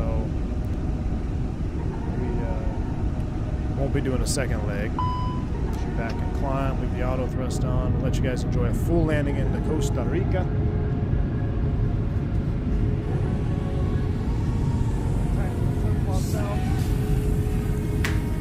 Back soon, chat. I'm hoping we're going to be back tomorrow with some 146 content. We're going to be flying the 146 V2 Block 2. We're going to use the UNS-1. Not sure on the route yet. Now, the stream time depends solely on what time I get in from the airport. I am flying tomorrow.